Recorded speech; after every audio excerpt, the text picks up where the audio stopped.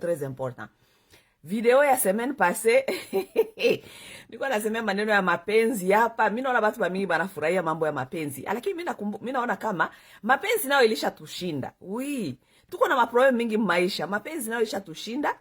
Mimi nadhani samedi kama niko na temps, samedi ndakuwa najiangaje kufanya ma émission politique. Dimanche kama niko na temps, ndakuwa najiangaje kufanya ma émission za mapenzi, ok? Non seulement za mapenzi, mais za jamaa, ok? Jamaa, donc za famille. Comment est-ce que les gens doivent se comporter, vivre ensemble dans l'harmonie? C'est très important.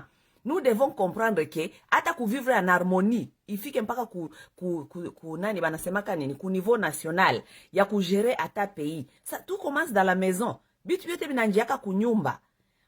Nyumba ni masomo ya kwanza ya mtoto yoyote. Unasikia? Ça veut dire kama si les familles sont malades, l'État, la nation sera malade. Et ce qui est le cas de Congo. Oui, si la famille congolaise est déjà malade, elle ne peut produire rien que des malades qui vont aller au sommet de l'État. Oui, la famille congolaise est malade. Tandis que tunajua kama famille ni âme ya nation. La famille, c'est l'âme de la nation. Si l'âme est malade, on ne va rien sortir au niveau ya inchi. Haiko vile bandugu. Oui, je pense. Bon, tutakuwa nasumulia dimanche, ndajiskaze. Dimanche nikipata temps, tutakuwa tunasumulia bitu ya majama, ya famille, société. Tuangalie namuna gani tunaweza kuvivre mu société en paix et en harmonie avec les uns et les autres. Parce que nous sommes là pour vivre avec les uns et les autres. Mapendo ya bibi na bwana haiko vita. Mapendo ni kitu yenye Mungu alifanyaka. Nous sommes obligés de vivre ensemble les uns les autres dans l'harmonie. Nous devons seulement comprendre comment est-ce que nous pouvons le faire. Vivre ensemble en harmonie avec les uns et les autres. Nous sommes appelés à vivre ensemble. Ok? Oui, nous sommes appelés à vivre ensemble. Les hommes et les femmes, nous sommes appelés à vivre ensemble. Les uns et les autres, nous sommes appelés à vivre ensemble. Les tribus, des peuples, nous sommes appelés à vivre ensemble. Même avec la nature, nous sommes appelés à vivre ensemble. Leo tukiua nature, hatuta vivre. Tukiua nature, tutaua dunia. Dunia haita exister, ça veut dire tutaua mai, tutaua climat, réchauffement climatique. Si muko mnasikia benye biko banasema, réchauffement climatique, il faut pas déranger aussi nature parce que nous sommes appelés à vivre ensemble. Seulement nous devons comprendre comment le faire. OK? Comment le faire? Nous ne sommes pas en guerre. Nous devons comprendre comment le faire. Jambo kaka yangu Benjamin. Babunga, jambo. Huyu napasha kumsalimia quand même, Losako, mon général là-bas, batu ya ma page. Batu benye biko bana éduquer masse. Voilà les gens que nous voulons dans cette société. Les gens qui s'engagent pour éduquer la société, la masse, société, surtout la société congolaise. Personne ne s'en soucie de nous.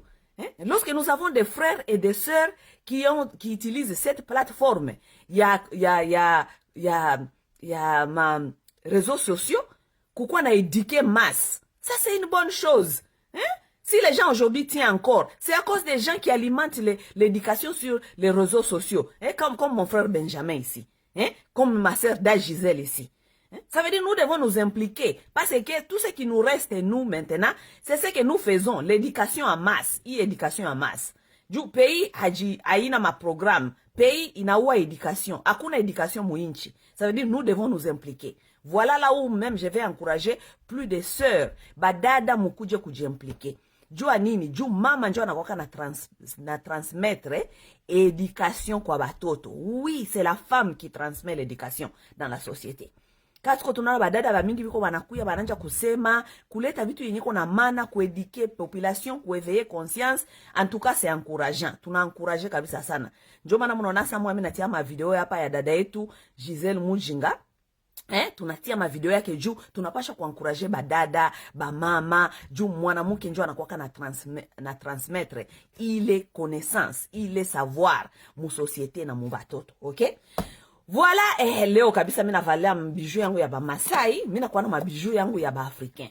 Oui. Mimi nakuwa na mabijou yangu ya ba Africain, ça dépend, oui, en tout cas, kama kuko ma commerce ya Africain mina kwa mna soutenir. Niko na mateni ya Africain, muzania sema siko na mateni ya Africain. Niko na mateni zangu za Africain, niko na mabijou za Africain.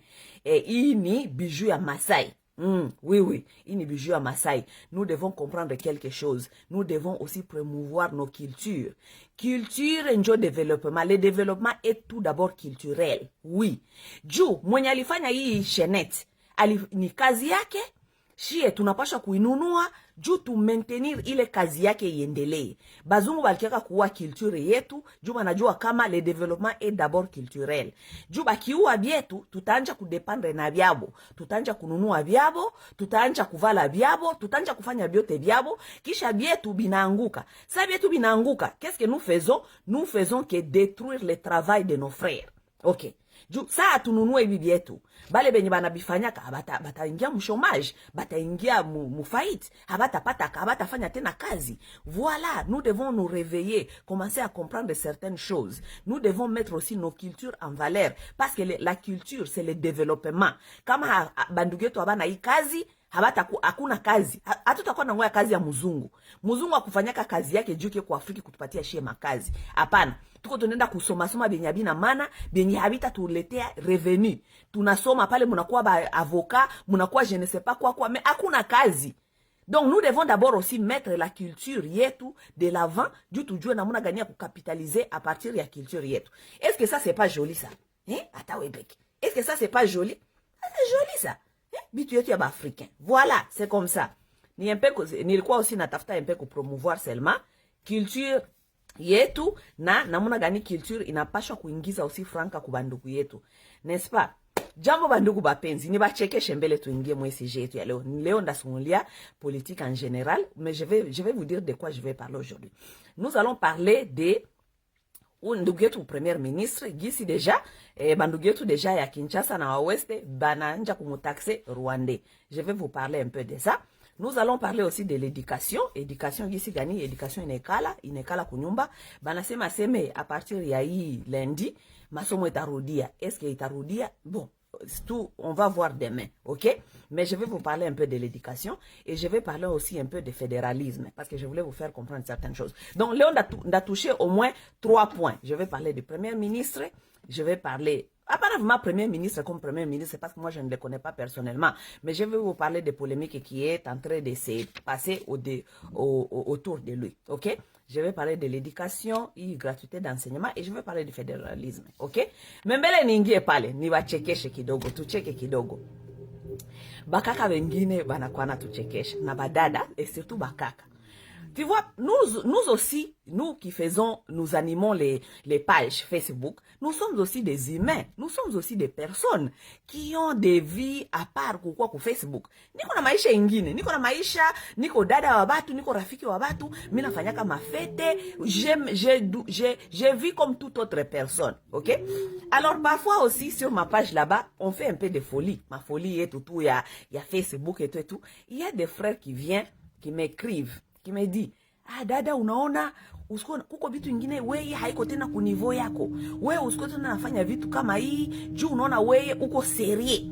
Uko sérieuse. Nous te prenons vraiment au sérieux et que kuko vitu ingine yenye hawezi tena uko nafanya. OK? J'aimerais bien vous recadrer sur ça. OK?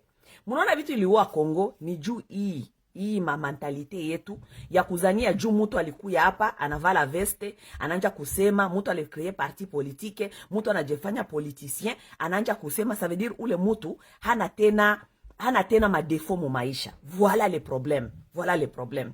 Bandugu, mie masawa niko mtu normal.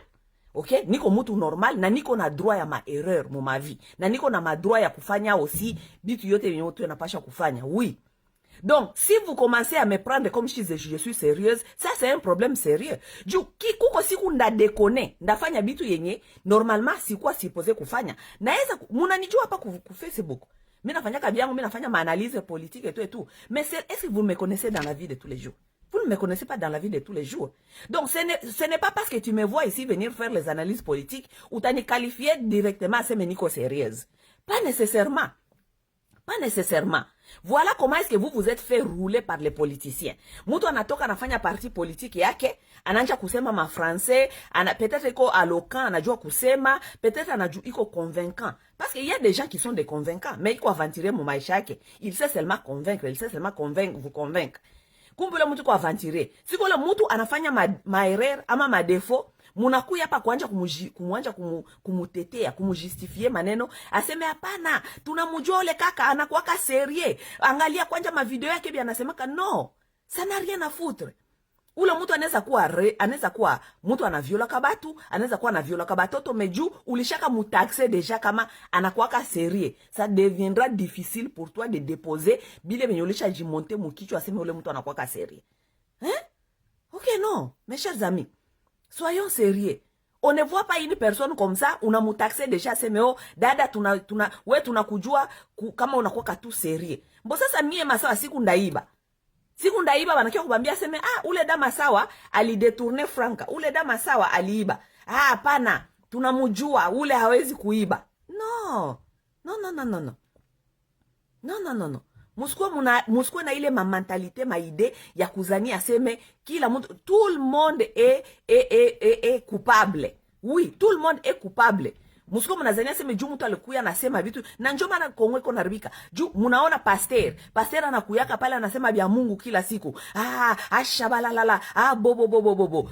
Siku pasteur anaviole ama siku pasteur anafanya mubaya, banakia kubambia se pasteur aliiba. Hapana, anakuwaka serie.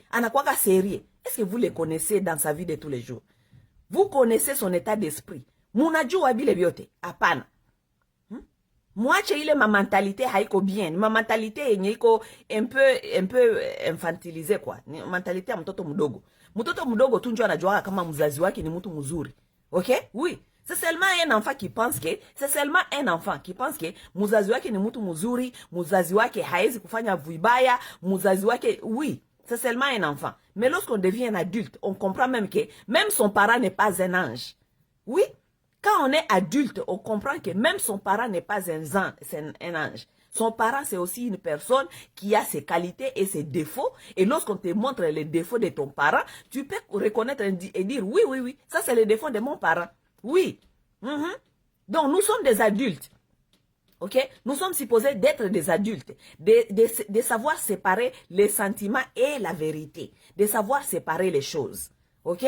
Donc, dans ma sao mwenye mnakia kutafuta kunianja kunitaxe, aseme oh munazania kaniko sérieux. Non, je ne veux pas que vous me faites comme je suis une ange. Mie siko ange, niko mutu, niko na ma défaut na niko na ma qualité zangu. Et j'assume mes défauts et mes qualités. OK?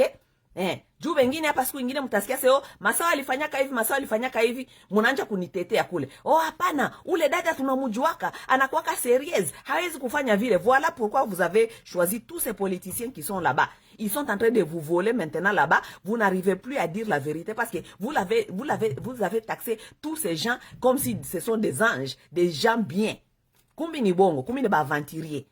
OK? Donc mie mustafute kunipatia ile image ya ange. Siko ange vraiment bandugu bapenzi, siko ange. Muniache, niko mutu normal, niko na makalite na niko na madefo zangu. Napasha kuvivre aussi maisha kama mutu yoyote. Voilà. Lorsque nous venons partager ici, nous partageons ce que nous pensons. C'est à toi de prendre ce que tu peux prendre et de laisser ce que tu peux laisser, mais apana kunitaxe mi aseme oh dama sawa unakuwaka shit unakonaka uko sérieuse. Non, pas du tout.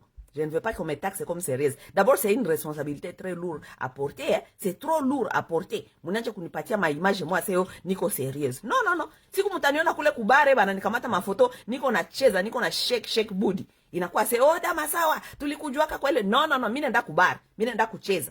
Oui, bon, mwema sikujunisha komala siendake tena. Mais nilikuwa naenda usiku mabare, nilikuwa nacheza kule. Oui. Donc, je vis ma vie comme toute autre personne. Jambo wa ndugu bapenzi, turudilie sasa msije ya leo. Sije yangu ya leo, tuseme d'abord premier ministre wetu. Premier ministre Sama, okay?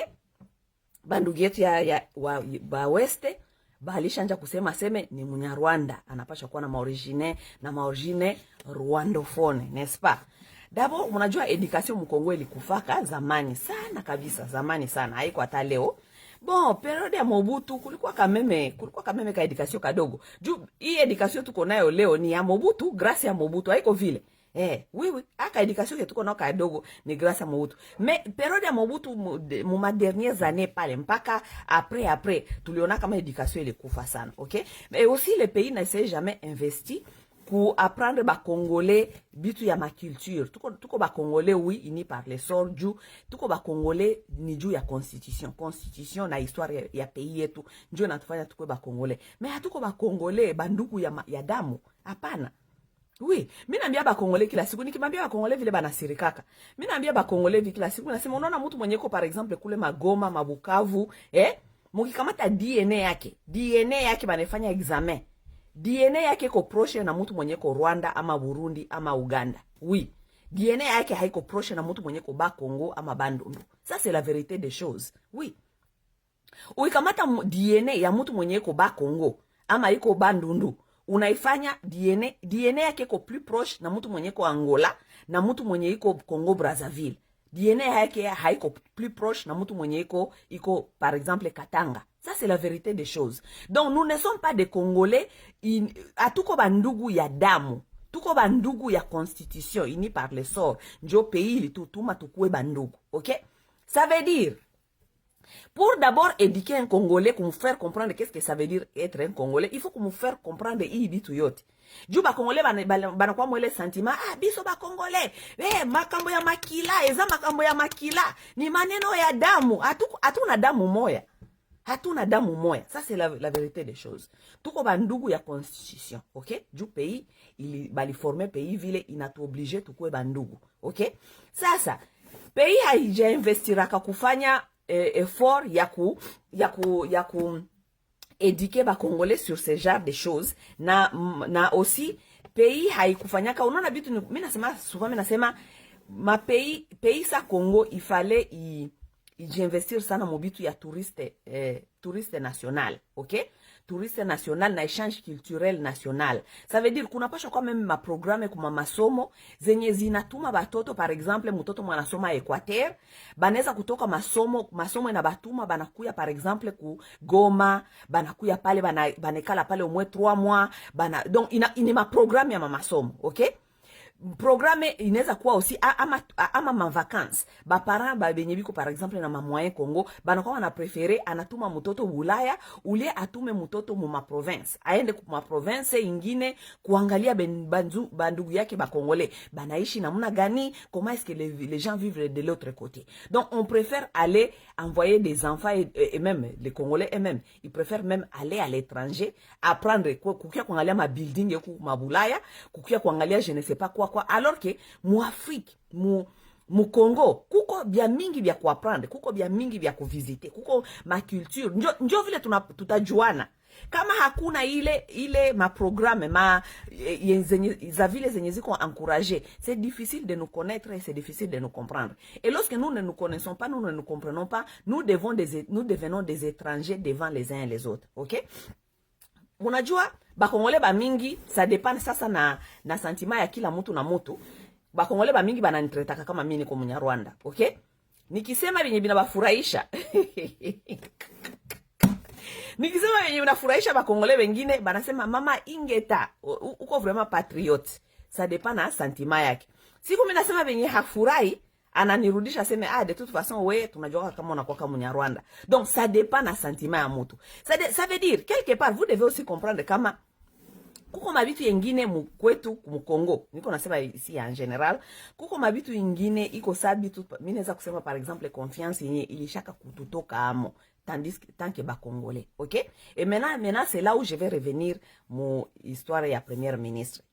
Nous avons ce qu'on appelle manque de confiance entre les uns et les autres. Oui, les Congolais ont eu cette manque de confiance. Et ce manque de confiance s'est installé, c'était après Mobutu. Oui, parce que avec Mobutu, il y avait quand même cette confiance entre nous les Congolais. Na Mobutu alikomprena kajua nini, il fallait kukuwa natuma peut-être yata ba gouverneur ba ma province zingine kuma province zenye haziko zabo. Oui, parce que ça c'était pour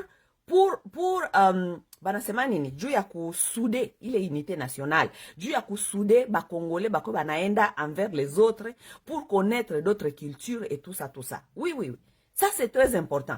Na mukiona batoto benye balitembea mu Congo, batoto benye bababo walikuwa mu mamitation balinda banatembea mu makongo mutona kama bale batoto biko un peu plus épanoui kushinda batoto benye baliishi selema mu province yabo banajua tu ile province banajua tu ile culture banajua tu bile oui njo bana mimi maso par exemple mnanonaka niko un peu plus éveillé kushinda batu bamingi benye biko kule mabukavu oui jua nini jumi nilitembea au moins nilitembea j'ai fréquenté beaucoup de gens j'ai fréquenté beaucoup de cultures aussi à Congo j'ai fréquenté vraiment nikienda kuma communauté congolaise nikikuwa na batu ya Kinshasa nikikuwa na batu ya Bakongo nikikuwa na batu ya Baluba nikikuwa na Bo baluba mwema siku njo ça ne va pas juu baluba balishanja kutukamata shiba ennemi nikikuwa partout na bakongole je vais me retrouver ok juu nilitoka en dehors ya province yangu na ikani permettre kujua bandugu yangu bengine bakongole oui même je suis passé aussi même en dehors même du Congo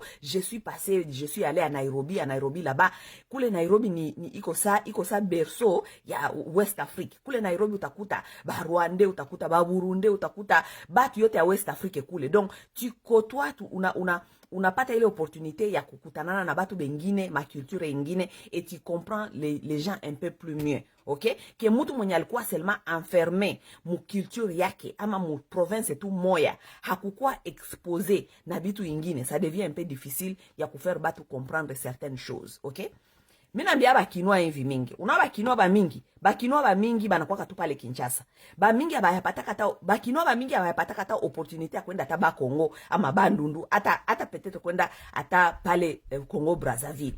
Ça veut dire kinwa anajua kama Njili, Changu, Barumbu, anajua tu ile makartier. Ça veut dire kinwa akikutana na mtu d'abord mwenye anatoka mu province. Kinwa atakwanja kukutaxe, anakukutaxe deja maneno ya mingi. Uko villageois, uko mbokatie, uko unatokea peut-être Uganda, situshe batu ya este kule, unatokea Uganda, unatokea Tanzania, unatokea donc kinwa njo éducation yake ile na njo mentalité, OK? Donc, nous devons d'abord leur comprendre comme ça, ok? Mais, quelque chose qui est aussi important à épingler ici, tellement qu'il y a une éducation, il y a kujuana tant que d'abord batu, tant que ba Congolais d'abord, chie d'abord, kuko d'abord problème, moi, n'a pas jiposer ça, et j'aimerais bien rectifier ça ici, ok? Les nilotiques, tout nilotique n'est pas nécessairement un Tutsi rwandais. Juu, kulisha kwa ile confusion sana kuba Congolais. Congolais akiona tu mutu mwenye anafanana tu un peu na katandase kenye ka nilotique, un peu tu na bumatre bwa nilotique. Congolais anamutaxe tout de suite rwandais. OK? Mais on ne comprend pas que, on n'arrive pas, c'est que les Congolais n'arrivent pas à comprendre que tout nilotique ou tout tendance mutu anafanana nilotique n'est pas nécessairement un Tutsi rwandais, ok? Oui. Nilotique iko race. C'est une race. Race ile iko au-delà ya kukua mutusi rwandais, ok? Oui. Parce que les nilotiques ont aussi existé chez nous. Même à l'est de la République. Même chez moi, chez les Bashi. Les nilotiques sont arrivés même chez moi de chez les Bashi. Parce que les Bashi sont un peuple qui est composé de nilotiques, de Bantous et de pygmées. Oui, mais les nilotiques qui sont arrivés chez nous, les Bashi, ce sont les gens qui se sont intégrés. Ils se sont mariés avec les gens qui étaient trouvés là-bas. C'est pourquoi peut-être la plupart des gens, lorsque vous voyez les gens, par exemple, il y a certaines Bashi. Il y a des Bashi, tu regardes comme ça, tu te dis, ah, celui-là, c'est un Rwandais. Sura ya nilotique, chaque quoi tout, il y a Banya Rwanda. Tandis que Banilotique, biko au-delà, il y a Rwanda, ok? Il y a dans des familles Bashi, tu vas trouver dans une famille Bashi, tu vas trouver un peu une famille, il y a des enfants qui ressemblent totalement aux nilotiques, il y a des enfants qui ressemblent totalement aux Bantous. Mais ce sont des frères et des sœurs de sang. Oui, ok? Parce que chez nous, dans mon histoire, il y a eu cette mélange aussi. Même chez les Bahavu, il y a eu cette mélange. Partout là-bas, Mouma Est de la République, tu vas trouver, là où il y a des frontières, il y a eu aussi des histoires, des histoires qui sont un peu communes. Et il y a eu aussi des formes de sociétés qui étaient un peu communes et tout et tout. C'est pour ça que je vous dis souvent que nous sommes des Congolais unis par les sorts, ok? Nous ne sommes pas unis par les sangs, ok? Donc, c'est bien de connaître ce genre de choses. Du tout quoi, tu n'as déjà définir d'abord. Quoi, ça veut dire quoi être un Congolais? kila mtu mwenye anafanana Nilotique haiko Munyarwanda Tutsi, ok? Les Tutsis, ce sont des Nilotiques, mais tout Tutsi est Nilotique. Je disais, tout Nilotique n'est pas nécessairement rwandais Tutsi, mais tout Tutsi est Nilotique, ok? Parce que les Tutsis, c'est un tribu. C'est un tribu qui existe seulement au Rwanda et au Burundi. C'est un tribu, ok? Oui, c'est un tribu, mais qui appartient dans une famille des Nilotiques. Parce que les Nilotiques sont nombreux. Les Nilotiques vont jusqu'à l'Est Afrique là-bas. Les Maasai, les Soudanais, comment on les appelle? Les Luo là-bas. Tout l'Est de l'Afrique là-bas, c'est le berceau des Nilotiques. Ça veut dire c'est une race. C'est la même chose comme la race Bantou. Ok? Race Bantu nayo iko même chose. Hawezi kuona Murega unamwambia aseme iko Mukongo. Non. Ce sont tous des Bantous, mais chacun a son tribu. Ils peuvent venir peut-être des mêmes races, mais ils ont tous leur même tribu. Murega haiko Mundande. Hapana. Murega haiko Mutetela. Hapana. Ok? Oui. Mutetela haiko Mungwandi. Hapana. Mungwandi haiko Mupende. Hapana. Vous comprenez? Donc, Babantu nabo biko na race. Il est race bantous, mais chacun a son tribu. Vous comprenez? Voilà là où vient la confusion. Maintenant, lorsqu'il s'agit de Nilotique, Bakongole banazaniaka tu Nilotique yote, sura yote ya Nilotique tu, ukikuwa tu na katandasi ka sura ya Nilotique kama uko Mukongo, unapaswa kwa Munyarwanda. Hapana, pas nécessairement. Oui, parce que les Nilotiques, c'est une race qui est variée aussi, qui est entrée aussi même dans d'autres tribus au Congo. Ok? Donc, un peu de confusion, il a fallu qu'à pale. Ok? Donc, j'espère que vous avez compris quand même ce que je suis en train de dire. Ok? Et Nilotique, c'est une race, mais dans cette race, il y a beaucoup de tribus dedans. Ok? Tout Nilotique n'est pas Munyarwanda. Ok? Même chose dans les Bantous. Dans les Bantous, c'est aussi une race, mais chacun des Bantous aussi a sa tribu. Ok? C'est un peu comme ça. Donc, tout ce qui les a n'est pas les Kidogo. Maintenant, Premier ministre, Congolais, banaona tu kale kasura ka kidogo, kele kanafanana Andre Kanilotique. Allez, mbara moya bana mutaxe. Aseme bon, ni Rwandais. Ok?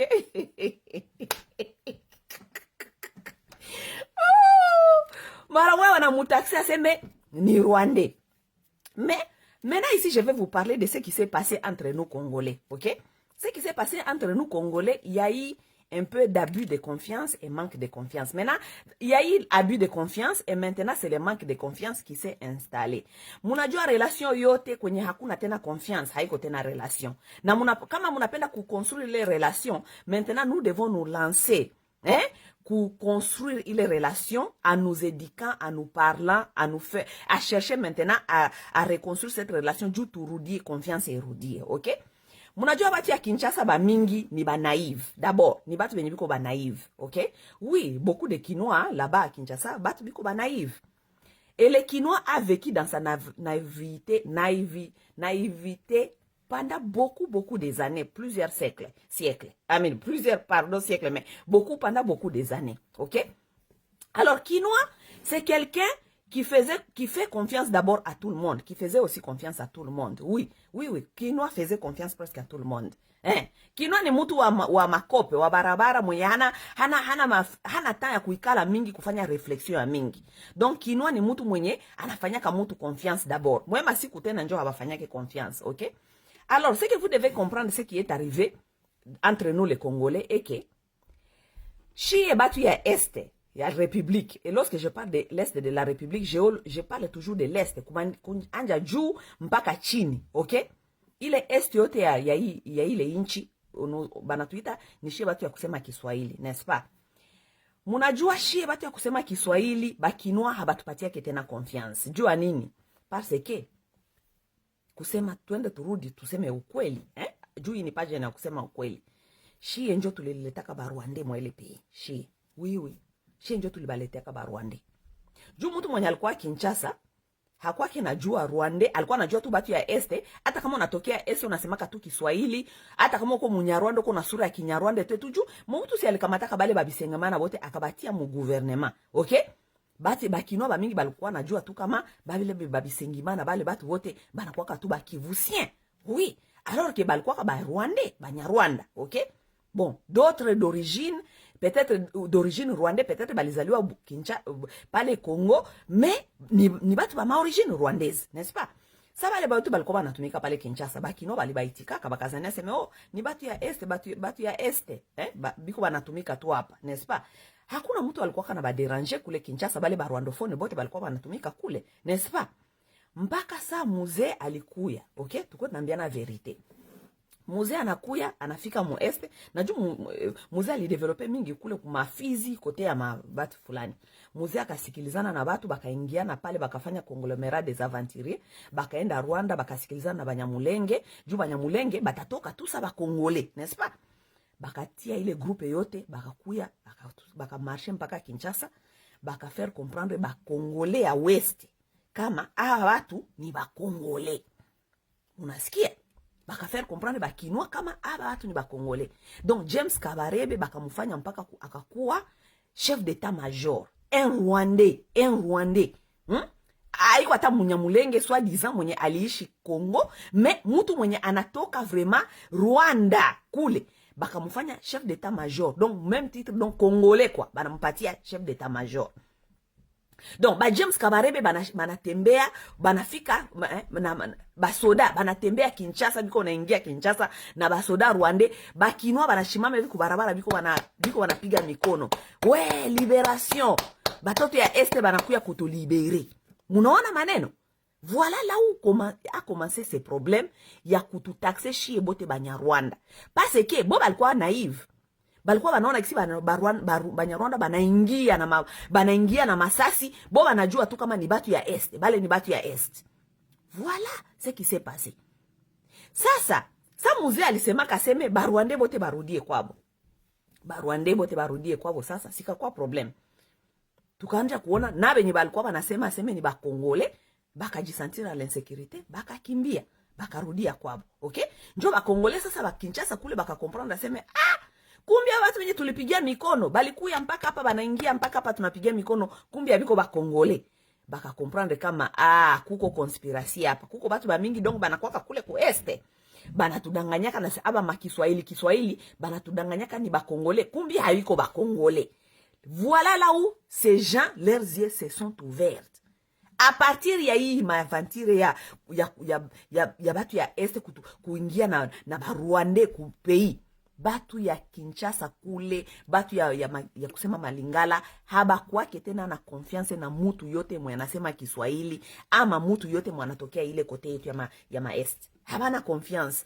Et moi personnellement, je ne les blâme pas. Si ba blâmer. Oui, maintenant c'est notre devoir maintenant. Ju chie njo tulibaletea kabale batu. Oui. C'est nous qui les ont amenés ces gens-là. Donc c'est nous encore qui doit faire le travail pour leur faire comprendre maintenant. Ok, sasa munapasha comprendre kama shie njo tutakuwa tunabambia sasa nani njo Rwanda nani njo haiko Rwanda. Si vous avez des doutes, juna shie sasa tuko tunapigana mufrono. Oui, ce n'est pas aussi notre faute. Shie tuko population. Bale benye balipendaka politique kukia kuenvahir politique. Bole njo balituletea na shie ma problème. Oui, juna mie leo nikipita fasi toka pale Munyarwanda. Haiko faute yangu non plus faute ya bale bati banani taxe Banyarwanda. Na njo maana mnaonaka mie sipiganishaki bakongole ba mingi. Bakongole bakienda kunitukana sema niko Munyarwanda, kutukana bakongole basha kamata Andre Munyarwanda ni matusi. Alors que Munyarwanda haiko matusi. Munyarwanda ni mutu. Okay? Mais bakongole bakisha kunitaxe Munyarwanda. Mimi sikuwa na bablame. Juu hajue na hana confiance. Okay? Et moi j'aime ça. J'aime que na njo maana na tunapaswa kuwa na ile état d'esprit sasa ya kutokuwa na confiance. Parce que hii kukuwa na confiance sana njo ilitufikisha kwenye tuko leo. Kama leo tuko mui eta yenye tuko nayo, parce que nous avons fait confiance. Nous avons fait trop confiance. Voilà. Maintenant, hii bia kukuwa kenge felome, bia kuwa nasema ule ni Rwanda, ule haiko Rwanda, ule ni fulani. C'est une très bonne chose pour les Congolais. Parce que ita évité sasa ita évité sasa infiltration na invasion iendelee kujiéparpiller mu Congo. C'est une très bonne chose. Na njo maana mie masawa sipiganishake ba Congolais saba nanja kuni questionner. Oui, parce que utangala mapaje yengine utakutana kule biko nanifanyia ba propaganda. Ule masawa anakuwa kama Rwanda. Ule masawa d'abord kuko ba bengine balienda kampeke même trop difficile trop loin pour dire que mie mena kwa mloga yake na Makenga. Asa mina kwa mlogo wake na Makenga, bengine bakasema se bananijua vraiment, bananijua partir ya Rwanda, jinangu Masawa Rwagasore. Aseme jinangu, excusez-moi, aseme jinangu Masawa Rwagasore, aseme kwetu kama Butare. C'est une bonne chose. Vous devez questionner. Oui, j'aimerais bien ça. Que les Congolais aient cette, na ile capacité à quoi na questionner tout. On ne doit pas vous amener n'importe quoi présenter, bila nye mu questionner. Si nous sommes arrivés là où nous sommes arrivés parce que nous avons été pris avantage, ya ile naivité yetu ya kuto questionner. Vous comprenez? Donc, c'est très important pourquoi tu as questionné. C'est très, très important pourquoi tu as questionné. OK? Maintenant, lorsque les gens questionnent, OK? Nous ne devons pas prendre ça très personnellement. Oui, ce n'est pas une bonne chose de nous taxer, nous dire, ama kutufanyia ma propagande kama tuko Banyarwanda et tout. Mais quelque part, tu n'as pas choisi ça pour justifier. Oui, nous devons nous justifier. Parce que, si enjo tulituma, il manque ya confiance inaingia. Shi enjo tulituma imanki ya confiance ilingia. Shi enjo batu ya Baswahili phone. Shi enjo tuliletea bandugu yetu Banyarwanda na tunawapresente tunasema sema ni bandugu yetu hawa, ni bakongomani. Shi enjo tulibaletea hawa watu. C'est nous qui les ont amenés ces gens. Shi enjo tulileta ba Ruberwa tunabaikalisha pale, tuko na faire avaler ba Kinwa kote ingine batu ya este kama aba ni bandugu yetu. Shi enjo tulileta bale ba Bisengimana tunabaikalisha pale ma police. Shi enjo tulikamata bale ba Nyarwanda tunabatia mu ma police, tuko tunaambia watu waseme bengine sasa hapana, unaona basi bali zoliwaka huku, basi ni shie. Oui, ni shie. Donc nous avons ce devoir de réparer. Tout on a le devoir ya réparer il manque de confiance yenye ilishaka kuingia kuba Congolais ingine envers shie. Tout on a ile donc hatuna choix.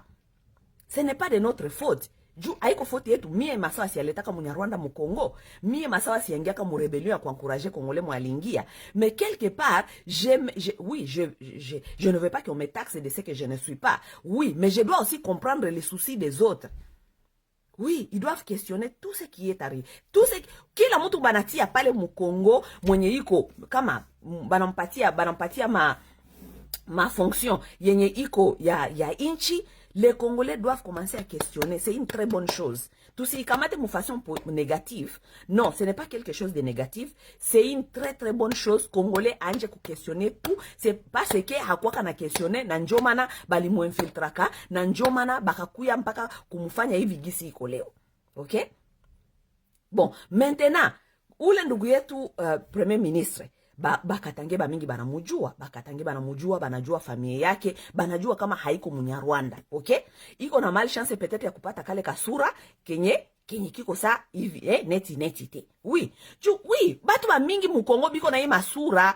Ukienda hata kote ingine maba Kongo kule utakutana batu wengine biko na kasura kanafanya neti te. Okay? Mekisha kwa na kale kasura kote yetu sasa ya Baswahili phone, mara moya unakuwa Munyarwanda. Me ile masura ingine inakuwa ka vile ya mpe nilotize. Kuko batu wengine mama ba Kongo biko na ile masura. Me juu tiko ba Kongo kule abata mu questionner juu iko wa kule. Me kwetu shie Baswahili sasa ukikuwa tu na kale kasura, mara moya tu unakuwa mara moya Munyarwanda. Okay? Me ndugu yetu wa premier ministre batu ba mingi bakatange banajua familia yake très très bien, balisha confirmer kama haiko Munyarwanda na haiko na ile matandazi ya Banyarwanda. Okay? Donc moi je préfère que hii sikuwe histoire ya kututafuta peut-être kutulumiza sana kusema on nous taxe comme des Rwandais tout le temps, tout ça. Non. Nous devons comprendre qu'il y a eu manque de confiance entre nous les Congolais et surtout les Congo maintenant mkiangalia kama comportement na façon ya kukua. Utaona quand même ouest na est tout tulishaka kondire batu benye biko différent, mo mentalité na mo mentalité normalement tout différent, OK? Oui, mentalité tona tuko un peu différent, mais ma façon aussi ya ku raisonner, ya kufanya mabitu tushakondre tuko batu tuko différent. Maintenant, il faut il devait avoir peut-être on appelle comment un dirigeant qui doit être un visionnaire juu ya kujua namuna gani ya kurapprocher ile peuple na kuleta ile peuple na kutafuta kurudisha maprograme ama mabitu yenye tafanya ile peuple irudishe ile confiance. Ok, nous devons nous comprendre bandugu, tuko bakongomane, tunapaswa kujicomprendre. Nous sommes appelés à vivre ensemble et nous devons nous comprendre. Ok, c'est comme ça, nous devons nous comprendre. Ok, donc c'est un peu ça. Shie wenye tuko baswahili fone kule tunajuana. Oui, juu tunajuana kaka meme. Tunajuana kama huyu ni Munyarwanda mwenye alitoka kukuya, huyu ni Munyarwanda mwenye alizaliwaka hapa, mwenye aliishi hapa, mwenye familia yake ilidevelope hapa, mwenye hata familia yake iliolewaka hapa, balishaka kuwa na marasine zabo hapa, tunajuana. Okay? Shie tunajuanaka. Oui. Na tunajuanaka Munyarwanda mwenye anatoka kukuya leo, tunamujua huyu ni Munyarwanda mwenye anatoka kukuya leo. Oui, tunajuanaka. Mais sasa, eske mtu mwenye anatokea Kinshasa kule anajua ile difference? Yeye hajua ile difference. Yeye kibaona tu kule nyie na nyie, ale nyie mko Barwande. Okay? Na njoo bana mimi normalement sana nafanya kama video zingine zangu za Kiswahili, za Lingala. Mimi naambiaka mingi bale batu ya kusema Mangala, mimi naambiaka il y a certaines choses, il y a este ama ya baswahili yenye hamu maîtriser. Donc parfois si vous avez des questions, c'est aussi important moins de verbe ndugenyu muulize. OK, vous devez demander ces questions là, vous devez demander aux gens qui connaissent et surtout les gens qui sont impliqués mu politique na banajua na bana tuko napigania quand même inchi, n'est-ce pas? Les gens qui s'impliquent pour améliorer ama kupigania inchi, munabauliza. Hamtakuwa mnenda tu kufanya tu maanalize yenu tu, fulani ule ni Mnyarwanda. Kuko watu wenye balisha kuniambia hapa semeo ifo nibambie kama kuko mtu alishaniita kunikonfirme, yeye peke kona nikonfirme aseme Denise Nyakero ni Mnyarwanda. Na napenda nikonfirme ile kama Denise Nyakero ni Mnyarwanda. Nikamwambia mimi ndakonfirme vitu namuna gani bietu mimi najua. Moi je connais différemment. Hapana. Donc kama mi siseme kama ni Munyarwanda, ça veut dire mie naye tuko Banyarwanda, donc banatutia shibote mu même basket. Tu vois? Donc c'est un peu ça. Kuko ile manque à éducation, na kuko ile manque à confiance, nous devons le voir comme ça. Ce n'est pas parce que je ne pense pas que c'est parce que les gens veulent vous faire du mal, OK? Parce que kule tu ile ma page ama bale batu botu bananitrata kama mimi na kwa Munyarwanda, nikienda pale nikisema aussi bitu benye biko patriotique, nikienda pale kwa page yao mimi nasema bitu benye banafurahi, banakuwa pia nafurahi. OK, banafurahi banasema mama uzala kama yele, mama vraiment yo malgroza kama Munyarwanda meubundela kaka meme pembo kao ya biso. Utaona parfois que ce n'est pas parce que ni rombaya yabo ama ni nini. Non, ni ile tu manque ya confiance. Ile tellement kukuwa na manque ya confiance. Unajua mtu mwenye balishaka kuluma na nyoka une fois, haezi tena kufanya confiance na kitu yoyote. Munasikia? Donc nous devons le comprendre comme ça, OK? Mais c'est un peu ça. Je voulais seulement vous faire comprendre et vous expliquer certaines choses que vous voyez sur le toit, OK? Qui peut nous choquer, qui peut nous faire mal, qui peut être mal interprété et tout. Mais nous devons comprendre les choses, mon dynamisme gani, Congo iko leo, na kwenye tunatokea, et qu'est-ce qui amène ce manque de confiance, et qu'est-ce qui va encore restaurer ces confiances, OK? Tunapaswa kurestore shie, ni obligation yetu na mu devoir yetu shie bakusema makiswahili tu restore ile confiance. Juu shie njo tuliaribisha. Shie njo tuliletea kabale batu ba Rwanda. Shie njo tulimbaletea ka James Kabarebe, tukaba impose bale batu ya Kinshasa kama James Kabarebe ni Congolais, na tukapatia mpaka James Kabarebe titre ya kukua chef d'état major. Oui, tukapatia Bosco Tanganda matitre ya kukua mpaka ba colonel mu armée. Oui, tukabambia ba Congolais, tukabambia Bosco Tangana ni Congolais. Oui, c'est nous. Oui. Donc leo iko difficile, impossible kubaletea n'importe qui, kupatia Congolais n'importe qui mwanasema Kiswahili, mwanatokea mwele muma groupe skile yetu ya makisema Kiswahili, kubapatia kusema seme huyu mtu ni Congolais akue premier ministre, huyu mtu ni Congolais akue président, huyu mtu ni Congolais. Oui. Leo ba Congolais ils sont prêts à prendre même une mouche. kumutia ba Congolais à West biko prêt kukamata meme mushe kumutia à la tête de la nation ke kukamata mtu mwanasema Kiswahili. Juu abana confiance tena na mtu akusema Kiswahili. Juu shie tena ndio tuliwapatia ka Joseph Kabila mwenye leo ni Mswahili, leo ni Mnyarwanda, leo je ne sais pas, hakuna mwanajuaka. Okay? Shie.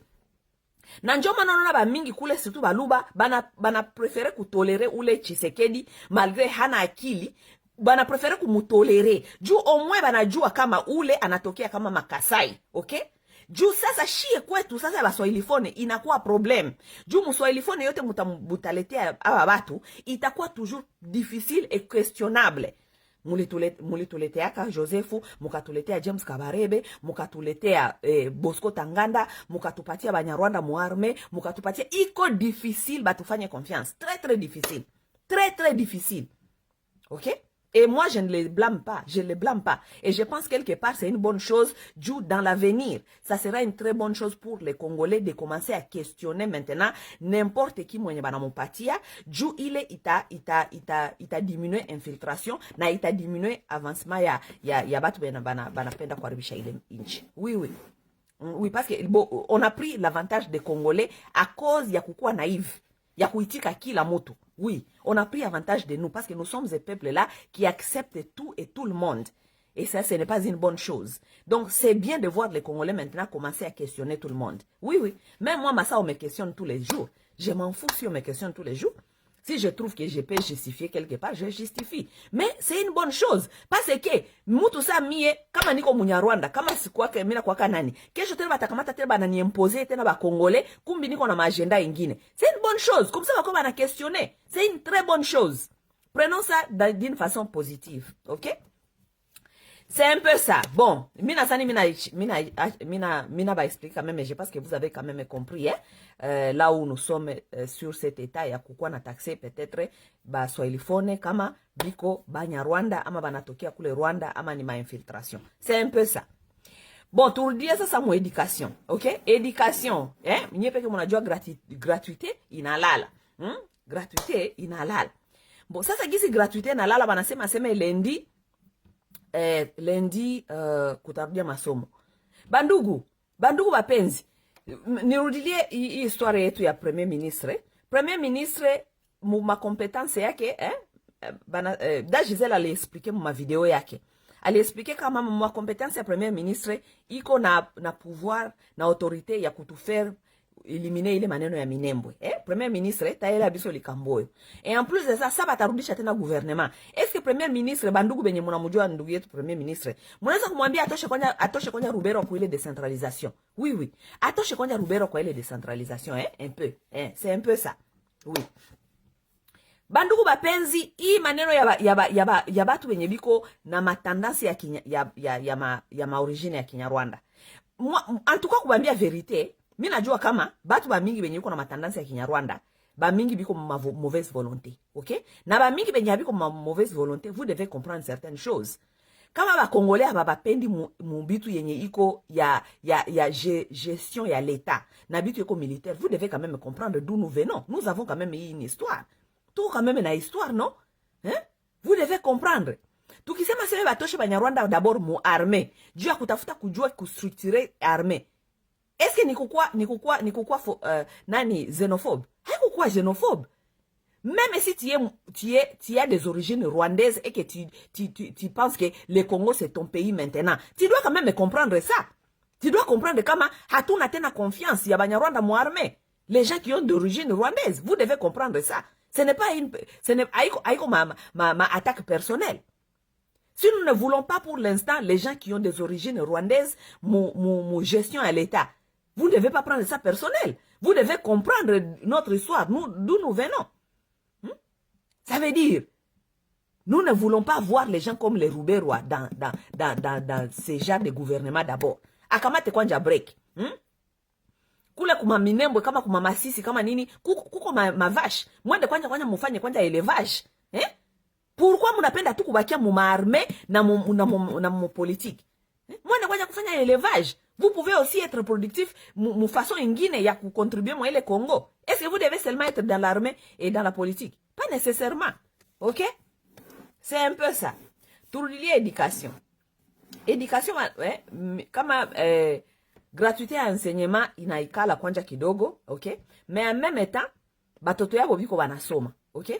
Batoto ya Felix abaikale kunyumba, batoto ya bale ba chef benyu bote abaikale kunyumba, n'est-ce pas? Bo batoto yabo biko banasoma. Mais mutoto wa Kongole njo anekala kunyumba.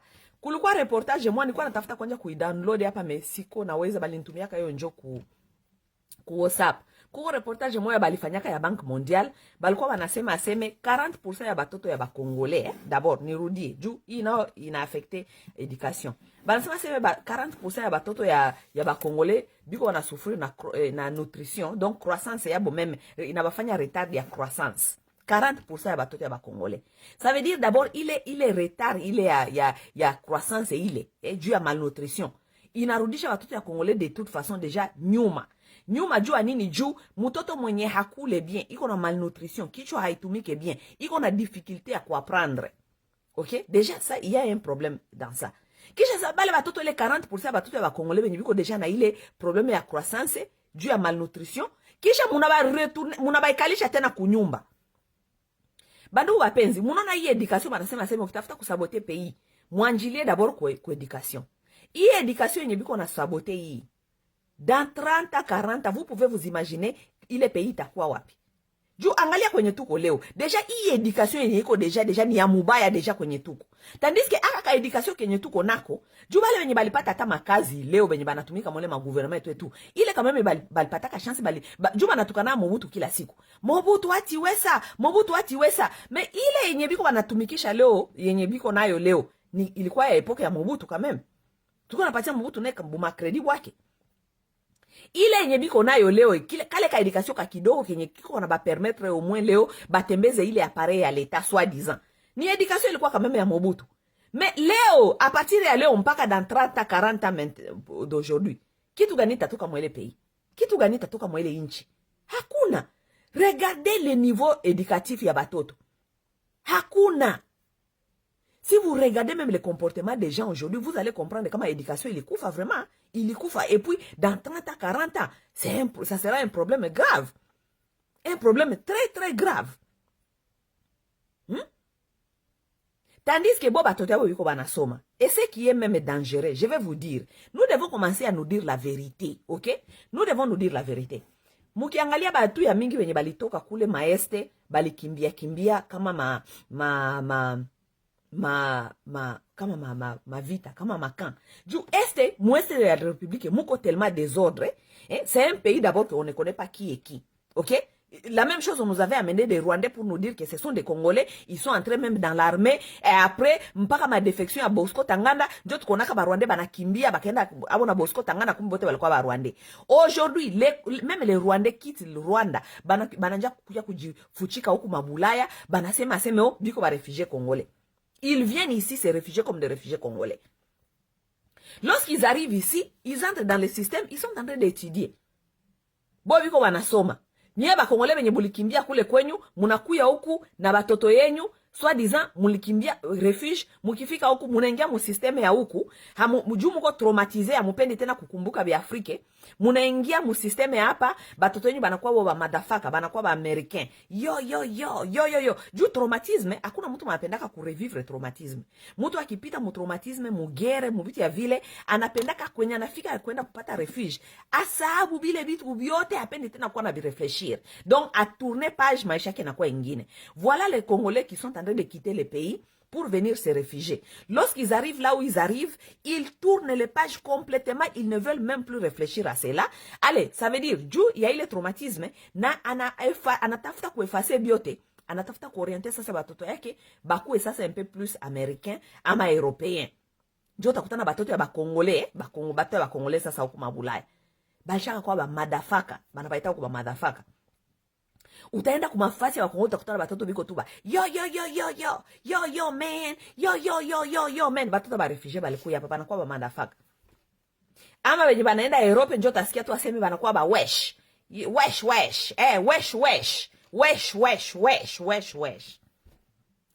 Sasa batoto ya ba Congolais fabriqué, batoto ya ba Congolais fabriqué ba Nyarwanda benye biko banatoka kule biko nadanganya aseme bonjo banakuwa ba Congolais. Bale batoto biko banakuya hapa biko banasoma. Ils sont en train d'étudier sérieusement.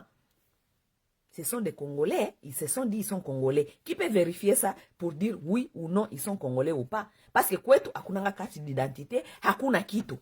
Bale batoto biko banakuya hapa kusoma, kesho sa batarudia kwabo kule Kongo.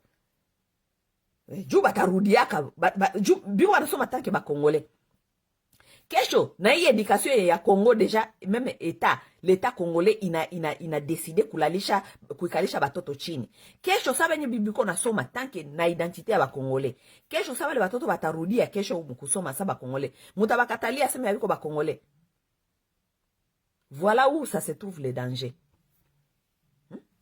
Voilà où là se trouve le danger. Mutabakatalia kama yabiko ba Congolais. Hii pays iko na problème sérieux, mina bambia. Hii pays yetu iko na problème sérieux. Vous attendez dans 30 à 40 ans. Peut-être nous on ne sera plus là en vie. Mais hii ma video yetu itabakia na itakuwa ma témoignage yenye bitu ko tunabambia leo. Itakuwa ma témoignage.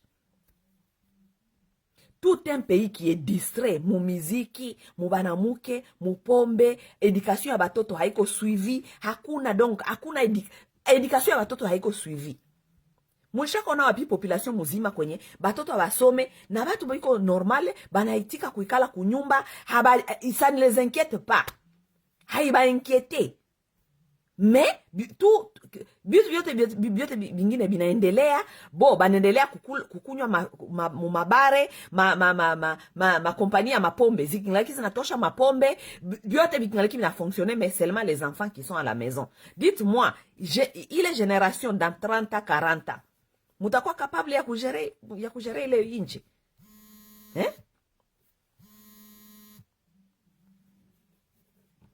Lorsque les autres maintenant viendront encore vous diriger, mutasema seme, oh, oui, Banyarwanda, banakuya kutukamata en otage. Si vous regardez même dans la communauté, comment est-ce que la femme congolaise, elle est distraite? Elle n'apprend rien à ses enfants. Elle n'apprend rien du tout qui concerne maneno ya Congo. Hakuna éducation. Tandis que c'est la femme, niko nasema kila siku mimi nasema, c'est la femme qui transmet. Mwanamke ndio anakuwa kana transmettre ile éducation ama ile information. Mais nos femmes sont distraites. Biko mubingine donc maisha ingine yenye hauta comprendre biko bitu ingine. Mais les autres là-bas, bo banaendelea, banakazana batoto yabo, biko na baedike, njo shie, njo hivi. Bale batoto biko banakomala na état d'esprit zingine kama Congo, nini, kuko biote, kuko coltan, kuko biote. Munajua kuko mina sumulia na batu ba mingi, hapa hata ku Facebook. Niko na mtu moya Munyarwanda moya na kwa page yangu pale. Niko na Banyarwanda ba mingi ku page yangu normal kule. Kuko jeune moya hivi wa Rwanda mwenye alikuwa nikiandika vitu ya Banyarwanda avant alikuwa anafikia kunikombata. No, Rwanda tuko hivi, tunaendelea nini, hivi na hivi. Muko bajalou ya Rwanda et tout. Mais sikuwa na mukipe, j'ai regardé sa page une fois, je vois que c'était un jeune. De toute façon, ba jeune ba tusi ba mingi bichwa yabo haitumika ke bien, Déjà balsha ba laver le cerveau ya kitusi na kuba laver cerveau kama bobi ko race supérieure kama boy njo banajua hivi na hivi. Donc la plupart ya ba tusi iko inutile parfois de discuter avec certains tusi. Oui, c'est vraiment inutile de discuter avec certains tusi. Donc la plupart des nikiti habituango ya Banyarwanda kule banakuwa banakia kuni attaquer mais en tout cas, je n'ai pas le temps de discuter. Juu minona atani pitishi à temps. Juu hata comprendre benye niko na mwambia. Alors, le petit garçon là, c'est pas un petit garçon, il doit avoir dans les 35 ans. Le petit monsieur là, je crois un jour, il y a même pas 2 mois, un jour il buvait. Alikuwa na kunywa peut-être kwake. Je crois moi les sentiments ya kukunywa, OK? Aka nita. Je ne sais pas de quoi il pensait. Il m'a appelé. J'ai vu son téléphone, j'ai pris vite. Parce que ce sont les gens comme ça, parfois des gens qui m'appellent. C'est là où je récolte les informations. J'ai pris le petit, il m'appelait. J'ai dit, bonjour, bonsoir, c'était le soir. J'ai dit bonsoir, il dit bonsoir. Il a mis les caméras. Moi aussi j'ai mis les caméras. Comme ça on se voit bien. Il me dit, bite, dada. Abandi koloba Kinyarwanda. Ngada bisi ngana za Munyarwanda te. Yo bite ngana za Munyarwanda te. Mimi nakwambia sema mimi siko Munyarwanda. Wao unajua kama mimi siko Munyarwanda. Ase sorry. Ase dada, unaona vraiment mina kwa kana felicite lite yako vraiment iko bien malgré kuko mapo ngine unasemaka yenye nakuwa na niluma muro etu mais unajua kuko vitu vingine siku nyingine ndakuambia mais siko prêt kukuambia hapana leo peut-être une autre fois mais kukuambia vérité oui mina kwa na kukombattre unajua chochote mimi nakuwa na kukombattre juu kuko vitu ya mingi unasemaka ni vya kweli sana na bina nirumaka muro juu mimi najua kama ni vya kweli. Nikamwambia bon, nikamwambia ça c'est bien une bonne confession. Ase unaona ulitia emission moja pale kupage yako unasema gisi nilikuwa nasema gisi Banyarwanda bopeke batusi njo bali kreaka ile jina ya Inyenzi, okay? Bali kreaka ile jina ya Inyenzi à partir ya Uganda. Lorsqu'ils étaient en Ouganda là-bas, ils ont créé un mouvement qu'on appelait les Inyenzi. Donc les gens qui devaient venir, on devait injecter au Rwanda pour venir espionner ce qui s'est passé au Rwanda à l'époque d'Abiyarimana. Donc on les appelait les cockroaches, les gens qui viennent pendant la nuit, ils viennent lentement, doucement, juu basi baone, basi fanya makelele, ils vont venir faire les dégâts, prendre les informations et sortir le matin. Et ils vont encore aller de l'autre côté des Inyenzi. Ça veut dire que c'était un mouvement qui était créé par les Tutsis eux-mêmes, qui on appelait les Inyenzi. Ok? Alors les Inyenzi, ce n'est pas que les Hutus qui ont créé le mot Inyenzi pour dire que nous allons tuer les Bilulu ama les cockroaches. Non, c'était une invasion, le mot là était inventé par les Tutsis eux-mêmes. Alors j'avais mis un documentaire qui prouvait même cela, ok? Alors ce petit garçon qui m'avait appelé, qui me disait, tu sais, moi je suis Munyarwanda, mais oui, j'étais à Goma aussi, et tout, mes parents étaient réfugiés là-bas, je suis même né à Goma, et tout, mais on a fait beaucoup de choses, nous avons été utilisés aussi, dans les histoires là des rentrer au Congo et prendre les informations. Mais tu sais, j'étais encore gamin, je ne connaissais pas beaucoup de choses et tout, mais lorsque tu as mis ces documentaires là, ça me fait rappeler beaucoup de choses. Il me dit, tu sais, il buvait, donc ungiona macho yake alikuwa analewa, alishalewa. Unajua mtu akilewa sasa anaanza kusema vitu. Tu sais, ce sont les mémoires là, parfois ça me dérange. Anakamata tena pombe, alikuwa anakunywa bima whisky. Anakunywa tena bima whisky. Na mimi niko tu patiente, niko tu nasikia tu ma histoire.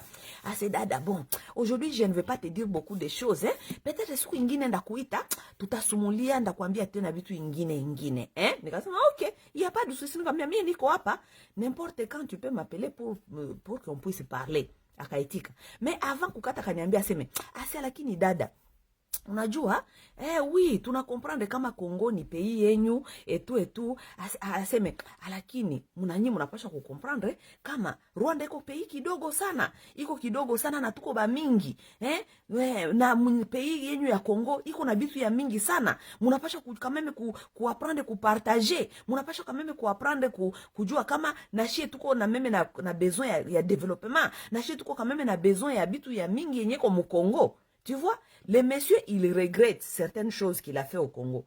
Mais en même temps, même dans son ivresse, il est en train de me rappeler que Congo, il y a bitu ya mingi sana, yenye bobi kona yo besoin. En même temps, Congo, il y a pays ya mukubwa sana, bo habana espace. Dans son ivresse, il continue à me rappeler ça. Vous comprenez? Donc, Banyarwanda, mukichwa yabo, ile haita tokaka kama, miel inakule mu Congo, ok?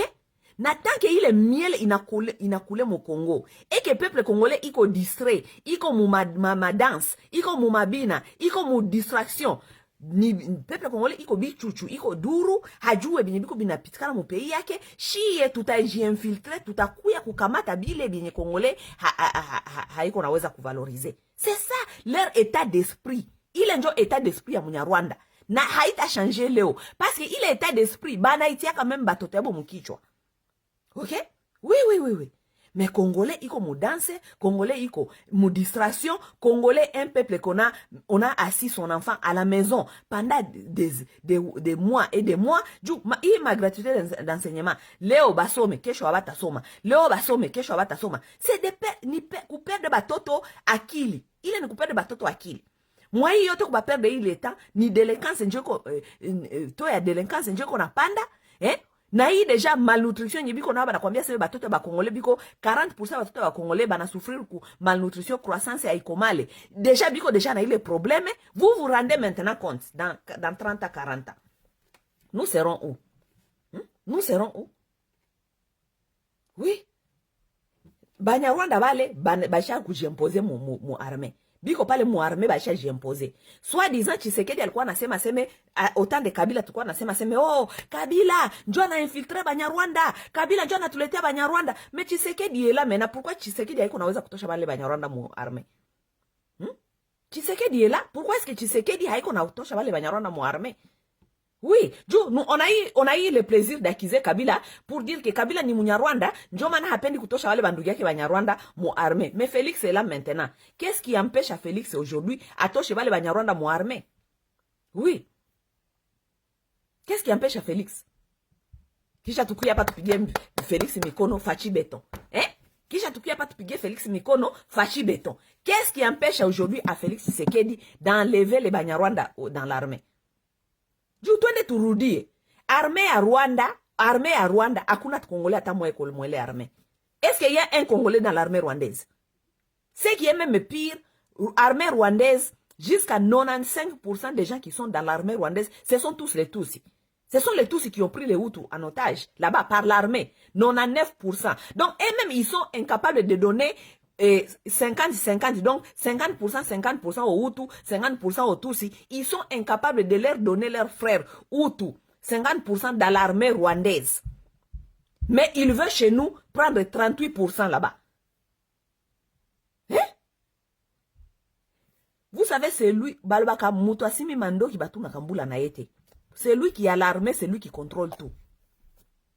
Mutu mwenye na kontrolaka jeshi, njo mwenye na kontrole bitu yote. Oui, juu mwenye na kontrole jeshi, kuko siku atalamuka, atafanya coup d'etat ama polisi. Juu polisi inaweza armée inaweza kudestituer un président, coup d'etat. Kusema seme no, inchi aiende bien, tunatosha huyu, tunatia huyu. L'armée peut le faire. Oui, l'armée peut le faire. Tandis que tunajua bandugu yetu bale bengine benye biko natudanganya kitu na siku leo aseme biko ba Congolais, la plupart boy abiko ba Congolais vraiment. Oui, bengine biko ba Congolais par nationalité tu balizaliwa pale tout. Mais d'origine bale bengine bakingaliki na ile mentalité ya kukua attaché na Rwanda. Biko bakingaliki na ile maide ya tuko minoritaire, batatutesa, tuko minoritaire. Tandis que wanajua kama hata kama uko minoritaire, mais ukikontrole armée, unaweza kufanya coup d'etat na una installer mtu wako pale. Ukishafanya coup d'etat unainstale mtu unapenda pale. Batoto yabo benye biko banakia kusomea huku mabulaya, biko banenda banasoma. Bana bakamata juu batoto wenyu habana masomo, habana akili. Benye biko na akili njoo bale aseme benye balikuwa bandugu yake na Tshisekedi benye anatia pale benye habiko banaweza hata kufanya kitu. Balikuwa mabulaya hapa tu maavantire ya banamuke, maavantire hakuna habana kazi, habana expertise, habana nani? Biko na expertise soit disant, mais habana banasimani. Habana experience ya kazi. Njoo wale benye biko Kinshasa biko banaweza hata kutumika. Sasa bale wengine siku banakamata bandugu yao banakiwa banaba place pale. Juu baisha bafanya coup d'etat na armée banaba placer président kisha banatia bandugu yao bananja kugérer pays. Mutasema ni? Juu biko capable, ils sont capables de le faire. L'exemple est là, ils les ont fait au Rwanda. N'est-ce pas, ils les ont fait au Rwanda. Ils sont minoritaires au Rwanda, les Batusi. Ils sont minoritaires au Rwanda. Mais ils ont pu renverser les choses au Rwanda. Oui. N'a pas asseoir pouvoir y avoir au Rwanda. Nye ba Congolais, même chose, gisi muko muhima mentalité nyo ya buduru, kila siku miziki kucheza. Ba mama hamupendi soulever, réclamer, kusema, juu mwanamuke njo anedikaka nation. Ni wanamuke mungaliki lo mentalite muko mnaogopa. Nikisema hivi batanitukana, nikisema hivi basi dada unasema verite, mais mie siwezi kupata ile courage juu batanitukana. Mie siwezi kupata ile courage juu niko na barafiki benye biko kwa ile kote ingine. Bengine hapa musemake juu mko na barafiki Banyarwanda, bengine hamusemake juu mko na barafiki mwema siku na barafiki ya Baluba. Baishanja kuba intimide. Mimi sitasema juu dadangu alioloka kubaluba, mimi sitasema juu ndugu yangu alioloka Muluba, mimi sitasema juu sasa Mutafanya nini? Qu'est-ce que vous allez créer dans un état comme ça kenye amujua kujidefendre? Hamujua kujidefendre. Si tuko tu hapa. Hii ma video niko nasema leo. Dans 30 ans, batoto ba Congolais batarizi revoir. Dans 40 ans, 50 ans, batoto ba Congolais batarizi revoir. Bataona kama au moins nous étions quand même au front. Oui, au moins nous étions au front. Nous sommes en train de le dire. Parce que mie neza kusema hapa. Mais kama mie révolution nafanyikana si mshona mtu mwana nafanya révolution. Révolution nafanyikana batu ba mingi. Lorsque beaucoup de voix commencent à se soulever pour dire la même chose, voilà, les choses vont changer et tomber. Mais atuto kwa tunasema tu mie peke mimi nasemaka. Da Gisela anasemaka tu ye peke. Mtu fulani anasemaka pale ye peke. Benjamin anasemaka tu pale ye peke. Nye munakiaka tu kuangalia. Kisha munikisha angalia munaikala. Ile information hauta transmettre kuba rafiki, hauta transmettre kuba ndugu na hauta transmettre kuba toto yako. Munaikala pale sasa. Munaikalia information. Kisha apre pale mutanja dama sawa, mara hiyo ulishaona, bamingi jo mnaniandikia kwa inbox. Mara hiyo ulishaona hivi, sasa utasema usisababu kuwasema hivi. Wewe upeke au kuisemake njua nini? Wewe peke au uisemake njua nini? Si ni nchi yako pia na wewe. Pourquoi tu ne dis pas ça toi aussi? Pourquoi tu ne dis pas ça? Tu attends que dama sawa dit ça. Mshana révolution ya mtu moya. Mshana révolution ya mtu moya. Pas du tout. Voilà maintenant, c'est ça, nous sommes dans ça. Nous sommes dans ça. Hii éducation, niko namwambia tu mufanye kenge. Juu dans 20 ans, 30 ans, 40 ans, vous allez voir ce que vous allez pas aimer dans ces pays-là. Vous allez voir ce que vous n'aimez pas dans ces pays. Peuple muzima banaikalisha batoto kunyumba, mais amujirevolte. Hamutomboke, hamusirike, hamushimame, hamuende kudemander ma explication valable. Mwishaona vitu ya vile wapi? Mais batoto wanakuikalia kunyumba, wewe papa, magharibi unahakisha television, uko naangalia television, uko nakunywa ka vin, uko nasikia muziki ya Wera Sone, mais c'est quoi? Regardez-moi le niveau d'un peuple.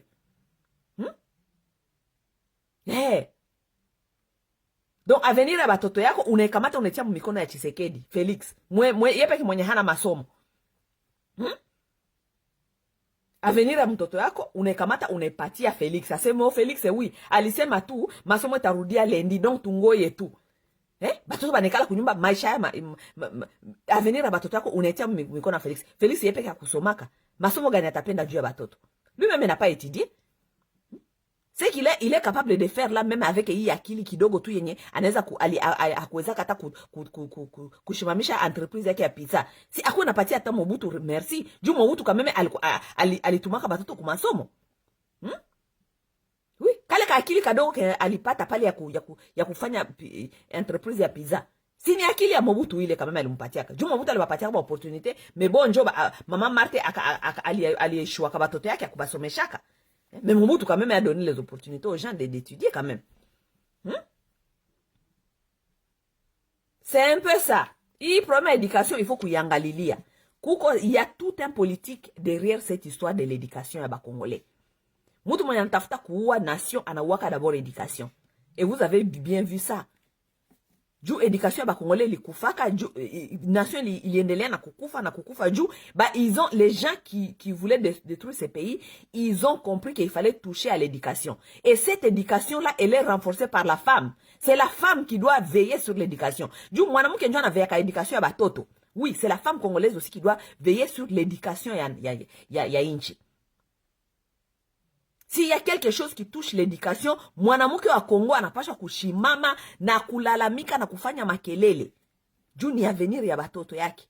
C'est la femme qui transmet l'éducation, c'est la femme qui veille sur l'éducation de ses enfants. OK? C'est un peu ça, c'est tout un politique qui est derrière ça, qui va détruire, juu dans 20 ans, 30 ans, 40 ans, bitu bikuwe bingine. Nye mutakuwa tu pale muko muna na amuna kapasite ya kurefleshir juu croissance ya kukomala ya cerveau haiko. Batoto yenyu biko malnutri. Oui, batoto yenyu biko malnutri. Banasema 50% ya batoto ya Congolais benye banakufaka à l'âge de 0 à 5 ans, 50% ya bale batoto bote banakufaka juu ya malnutrition. Na bale benye batakomala kama biko malnutri, croissance kichwa haita komala. Na njuba naonaka samwa huko na discuter na Bakongole bengine, huko na ba expliquer bitu yenye ko compréhensible, anapasha kucomprendre mais haiko naweza tu kubikomprendre. Juu croissance, kichwa yake haikudevelope assez. Juu alisouffre peut-être malnutrition kubutoto. On ne peut pas transmettre certaines informations aux gens qui ont souffert ce genre de croissance. Hakukomala mukichwa. Iko tu pale mtu mkubwa, anavalaka maveste, dada mkubwa vile, anasemaka bia mafrancais, mais hana akili. Juu probleme iko deja mukichwa. Oui. Bon, tuachane sasa na ile education. Hapa ndasemea, point yangu ya mwisho ndasemea hivi ya federalisme, okay? Federalisme jua nini? Juu niko natafuta kuchanger un peu mentalite ya bandugu yetu wenye biko banaenda mui systeme independentiste, okay? Ba independentiste, ba kivusi independentiste na ba katange independentiste, niko natafuta kuba encourager ou bien kuorienter peut-être ma idée zenyu ziende mu sens ya federalisme, okay? Juu independentisme haiko bien. Ndaba expliquer jua nini miss, je n'encourage pas l'independentisme. Je n'encourage pas l'independentisme juu d'abord nisha bambia deja kama meme mwile mu independentisme yenyu mutajiretrouver na maprobleme aussi kwenye muko mnaenda, okay? Juu ile maprovince za mingi muko deja na maprobleme hamusikilizani, okay? Oui, mwile maprovince muko deja na maprobleme tribo yenye hamusikilizani d'abord nyie batu wenye munaishi mwile maprovince.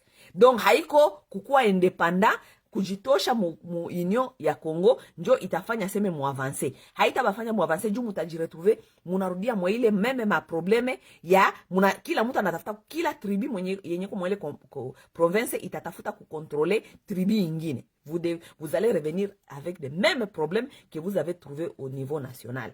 OK? Oui, c'est un peu ça. Jomana si encourage que d'abord il est indépendance, il ma indépendantisme yenyu munakuwa mnatuletea muna avancer. Deuxièmement, je vais vous dire pourquoi je n'encourage pas l'indépendantisme. Unajua séparer pays. Ça veut dire munatafuta kujiséparer, ça veut dire munatafuta créer pays ingine ya mupya, OK? Créer pays ingine ya mupya, ce n'est pas facile que ça. Et non seulement cela, vous devez aussi savoir que vous devez créer maintenant votre propre militaire. OK? Pardon, votre propre armée, ok? Mukiangalia gisi d'abord Afrique tuko na combien de pays? Bandugu muniandikie pale. Afrique tuko na combien de pays? Ni 50, 54, 54. Muniambie tena. Juu Afrique no si change na katika ilikuwa Sudan du Nord, Sudan du Sud kama tushakuwa combien. Mais tuko pale tunanaje mu 50 états. N'est-ce pas? Afrique yo peke déjà tunanaje mu 50 états, mais pour vous dire que Afrique muko 50 plus de 50 états. Ça veut dire muko na plus de 50 armées. Mwile ma 50 armées, hakuna pays yenye yo peke aksanti sana Marcel Bondo, aksanti baba, 54 états. 54 états, mwile 54 états, hakuna ma états zenye zinafanya kama arme. OK? À part Sud-Afrique, je pense Égypte. Égypte na nafanya kama arme, mais ukiangalia mu plan mondial, pourcentage ya ma pays Afrique zenye zinafanya kama arme ni 1% seulement. Amerique iko na 73%, je crois ile ma 20 et quelques ingine yote inaenda kama mu Europe kule. Hapana mu Europe seulement,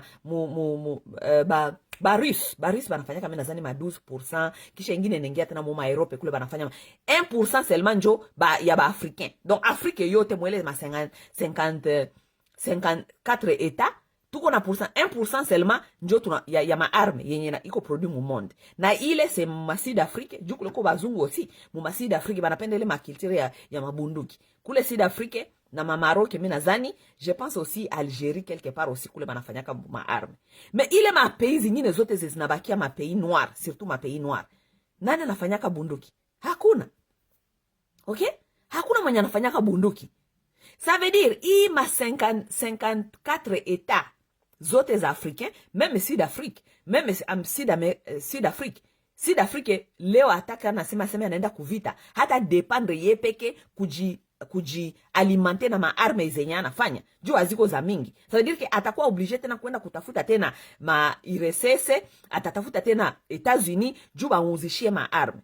Maintenant tandis que i business ya makuuzisha maarme ina bénéficier nani? Ina bénéficié tout bazungu. Oui, vous allez pas continuer à chercher à créer des États lorsque vous créez un État, vous allez chercher à créer une armée. Il est armé tajialimenter na nini? Na hamufanyake ma arme. Vous allez encore aller chercher des budgets ya l'État, yenye napasha tena kunourrir peuple, mwanze tena kutafuta budget ya l'État ya armée, mukwe tena na kualimenter tena bazungu, kukua na nunua tena ma arme. Ça n'a pas de sens. Regardez avec ces 54 États africains. Vous pouvez imaginer seulement combien d'argent quitte l'Afrique tout le temps dû à alimenter l'Ima armée Afrique. 54 armées. Ça veut dire que vous êtes en train de rendre qui riche?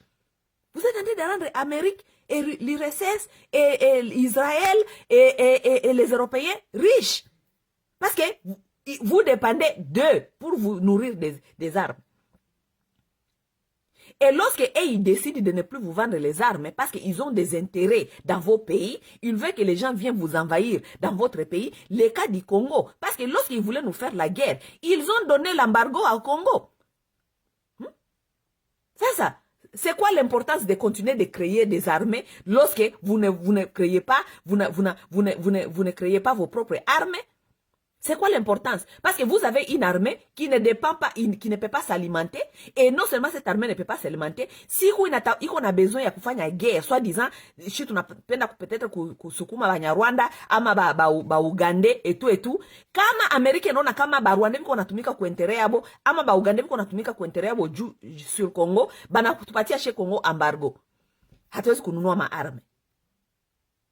Juu hatuwezi sasa kununua maarme ile mapei zingine zote zinakia kutuenvahir juu tuko faible armement, hatuna armement. Tutafanya nini? Ça n'a pas de sens. À un certain point, les Africains doivent commencer à réfléchir. Tout ça ne nous bénéficie pas nous, ça ne nous bénéficie pas nous. Hatutakuwa na maarme yenye, arme inakuwa katupale na jina. Mais arme de toute façon ata bopeke ba africain, kuinyo africain. Union africaine, ils ont décidé là-bas qu'ils n'allaient plus se faire de guerre. Ils avaient décidé ça là-bas, ils n'allaient plus se faire de guerre. Maintenant, vous allez décider au niveau de l'Union africaine que vous allez plus vous faire la guerre, mais en même temps, vous avez vos armées et vous continuez à alimenter ces armées en achetant les armes chez les Américains et les armes chez les Juifs et les Israéliens et l'URSS. Pourquoi vous achetez les armes? C'est là où vous voyez que l'Africain n'a pas l'Africain n'est pas intelligent. Juu ile marme sasa zinaikala pale ziko zinafanya nini? Hazifanya kitu. Tandis que si on était intelligent, on allait se dire mais avoir même des armées ça n'a pas de sens. Pourquoi? Parce que si l'Amérique veut déstabiliser le Congo, ce n'est pas que ils ne sont pas capables, ils vont le faire. Et nous sommes en train de le vivre tout maintenant. L'Amérique veut déstabiliser le Congo, ils vont utiliser le Rwanda. Ça veut dire qu'ils vont armer plus le Rwanda et ils vont armer plus l'Ouganda et ils vont armer plus les voisins pour venir nous attaquer. Et lorsqu'il faut ces mathématiques-là, ils ne vont pas nous vendre les armes, nous. Ce ne sont pas des bêtes. Ils vont nous donner l'embargo comme ils ont fait aux Zaïre, à l'époque des Zaïre. Ils ont fait l'embargo. Oui. C'est pourquoi nous avons été envahis par les Rwandais. Parce que les Rwandais savaient que nous avons tout quoi mon embargo. Hatuna armée quoi affaibli. Hatuna via défendre. Hein? Les Rwandais le savaient. Même chose ils ont fait avec Abiyarimana à l'époque de Abiyarimana. Ils ont alimenté, les Américains ont alimenté la rébellion de Kagame à partir de l'Ouganda. Ils ont donné l'embargo au Rwanda. Ils ont donné l'embargo à Abiyarimana. Abiyarimana ne pouvait pas s'alimenter avec des armes. C'est pourquoi les Interahamwe maintenant, ils ont commencé maintenant à former maintenant ces genres de groupes soi-disant. Histoire ya Rwanda kwa mrefu sana. Njo armée ilikuwa affaibli kule ya Rwanda. Ilikuwa kwa affaibli, bazungu bakakuwa bana préférer kualimenter Kagame, juu Kagame atakia kuservir ma intérêt zabo. Baka préférer kualimenter rébellion. Bakapatia Abiyarimana embargo.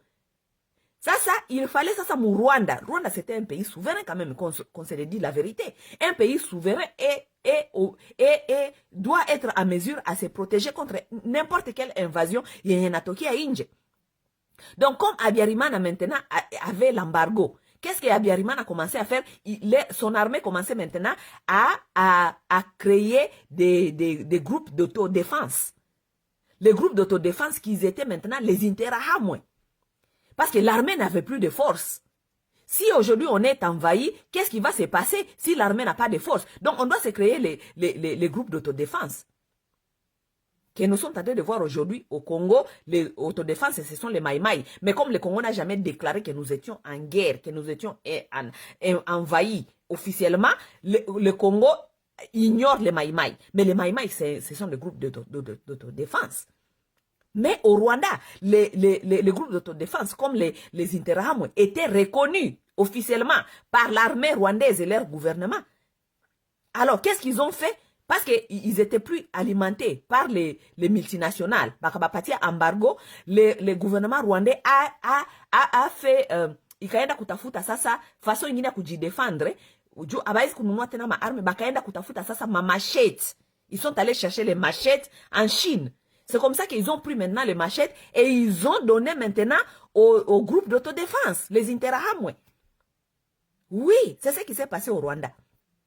Et c'est comme ça que les Interahamwe maintenant ont pris maintenant, parce qu'ils étaient mal informés, mal orientés, ils ont pris maintenant ces machettes-là, ils commençaient à tuer n'importe qui.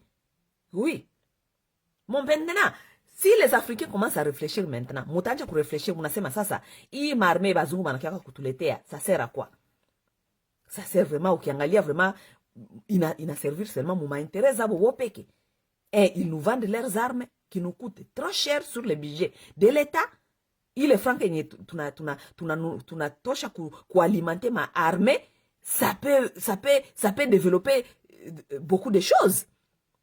Bon sasa ile maarme nayo munaikamata munaikalisha juu ku Union africaine mulisemaka hamutakuwa tena munapigana entre nyi ma pays, entre ma armée soi-disant, mais en même temps vous alimentez les petits vous alimentez les petits rébellions, ok? Bon sasa ma armée azienda ketena ma guerre entre beaucoup de pays. Mais vous continuez à alimenter l'Amérique, vous continuez à alimenter l'URSS, vous continuez à alimenter Israël en achetant les armes. Ça veut dire quoi? Et c'est pourquoi Kadhafi a été tué. Vous savez ça au moins. Une autre fois, on viendra parler ici du panafricanisme. On va vous faire comprendre beaucoup de choses. C'est pourquoi Kadhafi a été éliminé. Kadhafi, balimuwaka juu Kadhafi, alikuwaka na propose ku Union Africaine, bakuwe na banki ya bobo peke ya ba Africain, kwenye haitakuwa banque mondiale, kwenye batakuwa waenda kukamata franka kukopesha, donc prêter l'argent, qui ne va pas leur coûter ma intérêt za mingi zenye ma pays haisaweza kurudisha, ok? Kadhafi proposait cela, Kadhafi proposait une armée africaine, donc armée tout moya ya ba africain bote. Kadhafi akakuwa menace kuba occidentaux, juu occidentaux ukicheza tu na maintérêt yake ya franca. Comment est-ce que vous allez créer une armée? Parce que si vous créez une armée, ça veut dire que vous allez nous couper, ouais, munatukata kwanga. Ile bakino basemaka se okatinga kwanga nangai. Donc utatukata balikuwa nasema nasemeza terme gani datafuta. Donc unatukata ile 54 pays yenye ilikuwa inalimenter kutununulia maarme. Unaikata. Kadhafi est devenu danger parce que il a touché les intérêts des Occidentaux. Et Kadhafi proposait aussi que ba Africains bakuwe na satellite ya bobo peke yenye batapeleka kule yulu. Ça veut dire nos informations, nous devons être capables à les contrôler nous-mêmes. Voilà, ils ont vu un danger. Ils ont commencé à diaboliser Kadhafi. Et c'est comme ça que, oh, dictateur, tout ça. Le Kadhafi était dictateur. Regardez chez lui comment il était. Oui. Mais aujourd'hui, la Libye, là, elle est devenue comment? Bobe alenda kutosha Kadhafi soi-disant dictateur. Leo kiangalia ile Libye kona muna gani? Ile Libye hakuna kenye biko mu Libye. Ok? Ça c'est entre parenthèses, nous allons en parler encore une autre fois. Mais hapa nilikuwa naonesha tu batu benye biko wanatafuta seme kukua indépendant, ba indépendantiste. Ce n'est pas profitable pour nous et surtout pour nous les Africains. Ok? Njo maana unaona ba pays za mingi, par exemple Nigeria et ma pays ata Ethiopie, biko bote biko basha adopter ma problème ya fédéralisme. Ok? Un état fédéral. Ok? Ata Amérique patuko état fédéral. État fédéral, ça veut dire quoi? Oui, vous restez dans l'union, mais chacun a son indépendance. Kila mtu comme na indépendance yake ya kuangalia façon gani anaweza kufaire développer province yake. Donc, chaque province doit maintenant se développer selon binyi konayo kususoli yake, ama ma capacité zake, ama intelligence yake. Oui, mais vous restez dans l'union. OK? Oui. Vous n'allez pas vous couper encore pour aller chercher à alimenter, nourrir bazungu, kubanunulia ma arme. Ça n'a pas vraiment de sens. OK? On reste dans l'union, mais en même temps, on pousse pour le fédéralisme. Fédéralisme, ça veut dire kila province itafute kukua indépendant, mufason yake, kila province ijidevelope selon makapasite zake, kila province ijidevelope selon vision yake, selon historique culturel yake. Oui, c'est très très important. Oui. Sans cela, iko difficile. Munajua hata Kongo yetu banasema seme Kongo yetu normalement iko plus vaste que Europe. OK? Si je ne me trompe pas. Oui. Vous avez même il y a une vidéo que Nemwanda m'expliquait ça très bien. Hein? Le Congo est plus vaste que l'Europe. Tandis que l'Europe est comme un pays ngapi. Na ile chaque pays européen iko na dirigeant. OK? Donc, si le Congo est plus vaste que l'Europe, et qu'il est un pays européen, qu'il a montré qu'on a pays, na dirigeant wake, pourquoi pas le Congo? Mais Moussan, c'est ça fédéral. Parce que le Congo est trop grand pour diriger Moutou Moya. C'est très difficile. Et puis, Congo, il est multiculturel. Iko pays iko na multiculturel, iko na ma histoire za mingi na ma culture za mingi. Ça veut dire c'est très important kupatia kila mtu independence ya kujidevelope mu culture yake. Nilikuwa naangalia video moja leo jana, balikuwa wanaonesha gisi kuko ma programme yenye mimi nadhani gouvernement iko natafuta kuadopter kusema aseme batoto benye biko mu école primaire kama mu école maternelle kuanja kubafundisha déjà mu malangue yetu nationale. Et je crois qu'il y a un programme qui est en train de se faire avancer kusema aseme balete lingala njo banje kufundisha. Mais les tétés là on fait batetela banekatala, batetela banatoka kuikatala hapa jana hapa Lambert Mende est sorti pour dire que en tout cas bo batetela habiko partant kwa ile programme parce que hamuta letea batetela lingala njo banje kufundisha batoto yabo lingala kumasomo hapana. Ça c'est aussi ce qu'on appelle invasion culturelle. Munaenda kufanya invasion culturelle kwa watu wengine. Ju amuta imposer batete la lingala par exemple banje kufundisha batoto lingala ku masomo hapana. Tout ça aussi nous devons le voir dans cet esprit ya fédéralisme. Fédéralisme ça veut dire kila province munaipatia autonomie yake, munaipatia indépendance yake ijue kujideveloper selon aussi ma idéologie yake culturelle. Hamuta kamata lingala munenda kuimposer batete la, ça n'a vraiment pas de sens. Ça c'est aussi chercher à tuer la culture tété là. C'est pas ça. Oui. Un peuple doit se développer selon aussi ses cultures. Oui. Na njoma naona batu ya Kinshasa ba mingi, si ngene peut-être nakia kubambia ile. Kinshasa mingi utaona njoma na batu ya mingi Kinshasa bichwa itumika ke bien. Juu kingelea mu ma grande ville sa Kinshasa utaona kama culture hakuna développement juu culture nayo inakufa. Oui, parce que la culture l'éducation est aussi influencée par la culture. Éducation n'est pas influencée par la culture. Ou bien la culture de la tradition. Ça c'est ukiangalia pale Kinshasa, tellement batu ba mingi basha kimbia ma village, banenda kuji encercler pale Kinshasa. Donc utafika Kinshasa pale hakuna vraiment culture yenye ko influencer, hakuna vraiment culture yenye ko influencer, hakuna éducation yenye ko influencer par culture moya hivi. Non. Jubatu banafika Kinshasa pale kila mtu alikuwa na vision ya culture yake. Munafika pale sasa inakuwa difficile. Vous allez faire quoi? Qui va suivre la culture de qui? Inakuwa ya barabara. Oui, inakuwa culture ya barabara. Oui, oui. Ça veut dire, pour éviter tout ce genre de choses, na kuua nayo éducation. Juu kutokosa kutofata kusukuma education musansi ya culture nayo iko naua ile inchi. Sasa juu ya kuencourager ile il faut ma fédéralisme, kila mtu abakie kwake, kila mtu ajidevelope selon bienye konabio na selon histoire yake na selon ma culture yake, kila mtu anapasha kujidevelope vile. Et lorsque nous venons ensemble, nous faisons un Congo, il n'y a pas de souci. L'Amérique, c'est un état fédéral. Oui. Américain mwenye anaishi hapa Washington, haezi kuanvie mwenye anaishi New York. Mwenye anaishi hapa New York, haezi kuanvie mwenye ko California. Mwenye ko California, haezi kuanvie mwenye anaishi Colorado. Juu kila mtu iko kwenye iko anajidevelope. Kila eta inajidevelope kule kwenye iko selon benye ko nayo. Sabidi hakuna mtu mwatakuwa tena natoka kwake, anakuya tena kukuya amas, anakuya invasion kwa mtu mwingine. Angalia Kinshasa kwa watu. kwa waumbu na kubateke. Na kubayaka. Angalia kisi mulishafanyisha Kinshasa kule.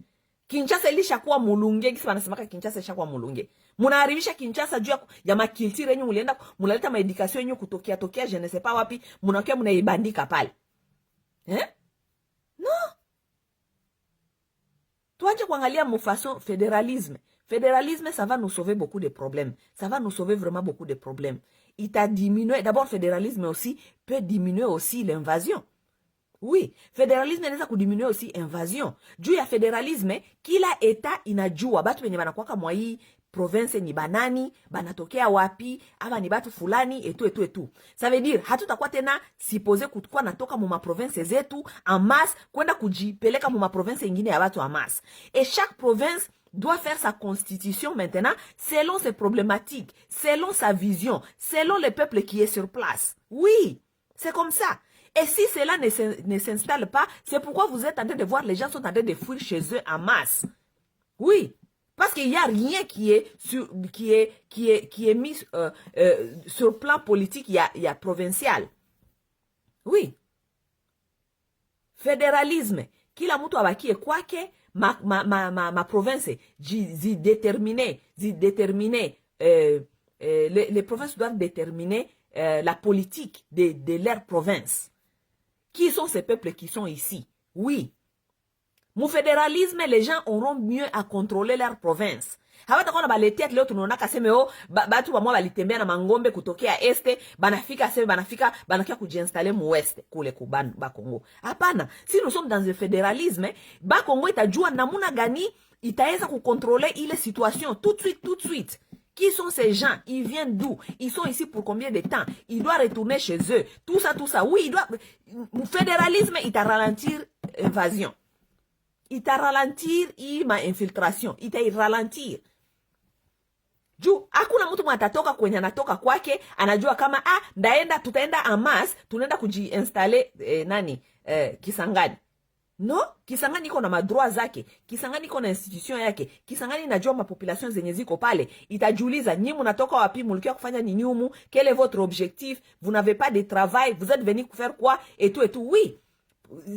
Kisangani iko na polisi yake, ile polisi iko local, inajua kuidentifie kila mtu, inajua kuidentifie ma problème local, kila mtu na ma problème zake, oui. Vous nous donnez certains polices nationales, je ne sais pas quoi, n'importe quoi. Fédéralisme itatusaidia bandugu. Fédéralisme.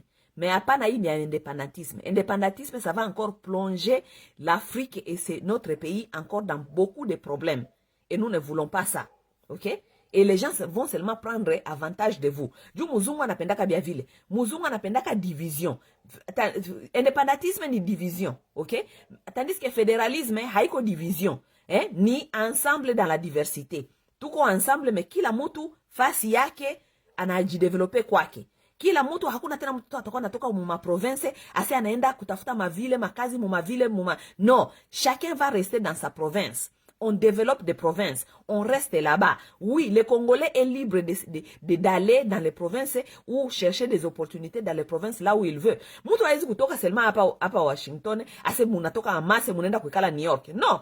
Kama mimi natoka hapa Washington, mimi nenda New York, ni mie mtu moya, mimi nenda kutafuta maisha ama mimi nilipata kazi. C'est comme ça. Mais les gens ne vont pas commencer à quitter leur province en masse. Munaacha kule à développer, rien ne se passe là-bas. Vous quittez vos provinces en masse pour aller maintenant vous installer dans les provinces des gens. S'installer dans les provinces des gens là-bas, ça amène aussi des problèmes. Même les problèmes au niveau éducation. Juu, kila mutu iko na éducation yake. Vous n'allez pas quitter chez vous, n'est pas un exemple. Vous n'allez pas quitter chez vous en Mbujimai là-bas, beaucoup pour venir vous installer au Katanga. Les Katangais, ils ont éduqué leurs enfants, ils ont les visions de quelle éducation ils ont donné à leurs enfants. Maintenant, lorsque vous venez en masse de Mbujimai, venir vous installer au Katanga, ça veut dire vous allez aussi amener votre éducation. Et votre éducation là va venir challenge l'éducation des gens qui sont là-bas sur place.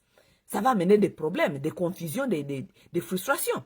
Juu, kila mtu sasa anakuya na éducation yake. Je vais vous expliquer ça je ne vais pas mettre ça dans les histoires des provinces et provinces. Je vais vous donner un exemple simple.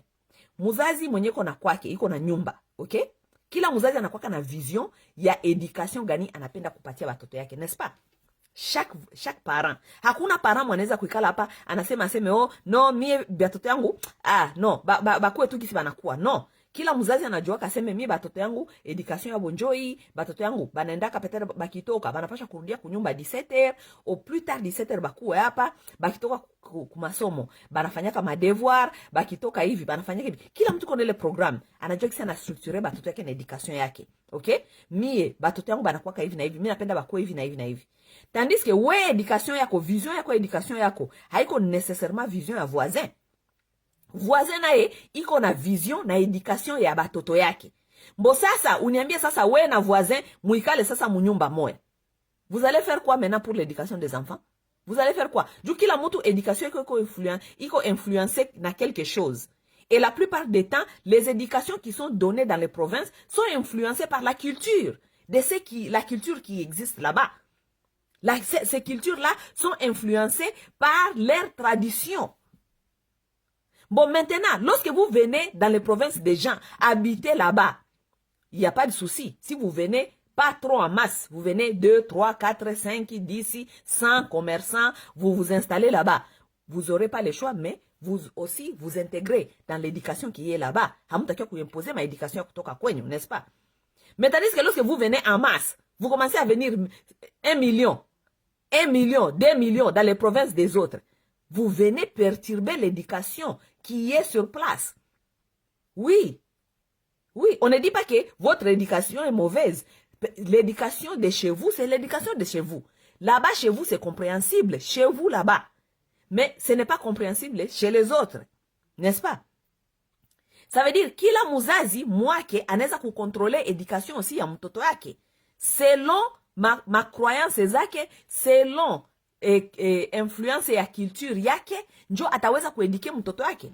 Voilà maintenant au Congo, comme nous ne comprenons tout cela, voilà maintenant les gens sont en train de fuir leur province pour aller s'installer dans les villes des autres. Vous arrivez là-bas avec vos éducations, parfois qui ne marchent pas là où, qui ne correspond pas dans ma éducation, na pale, inakuwa ma problème.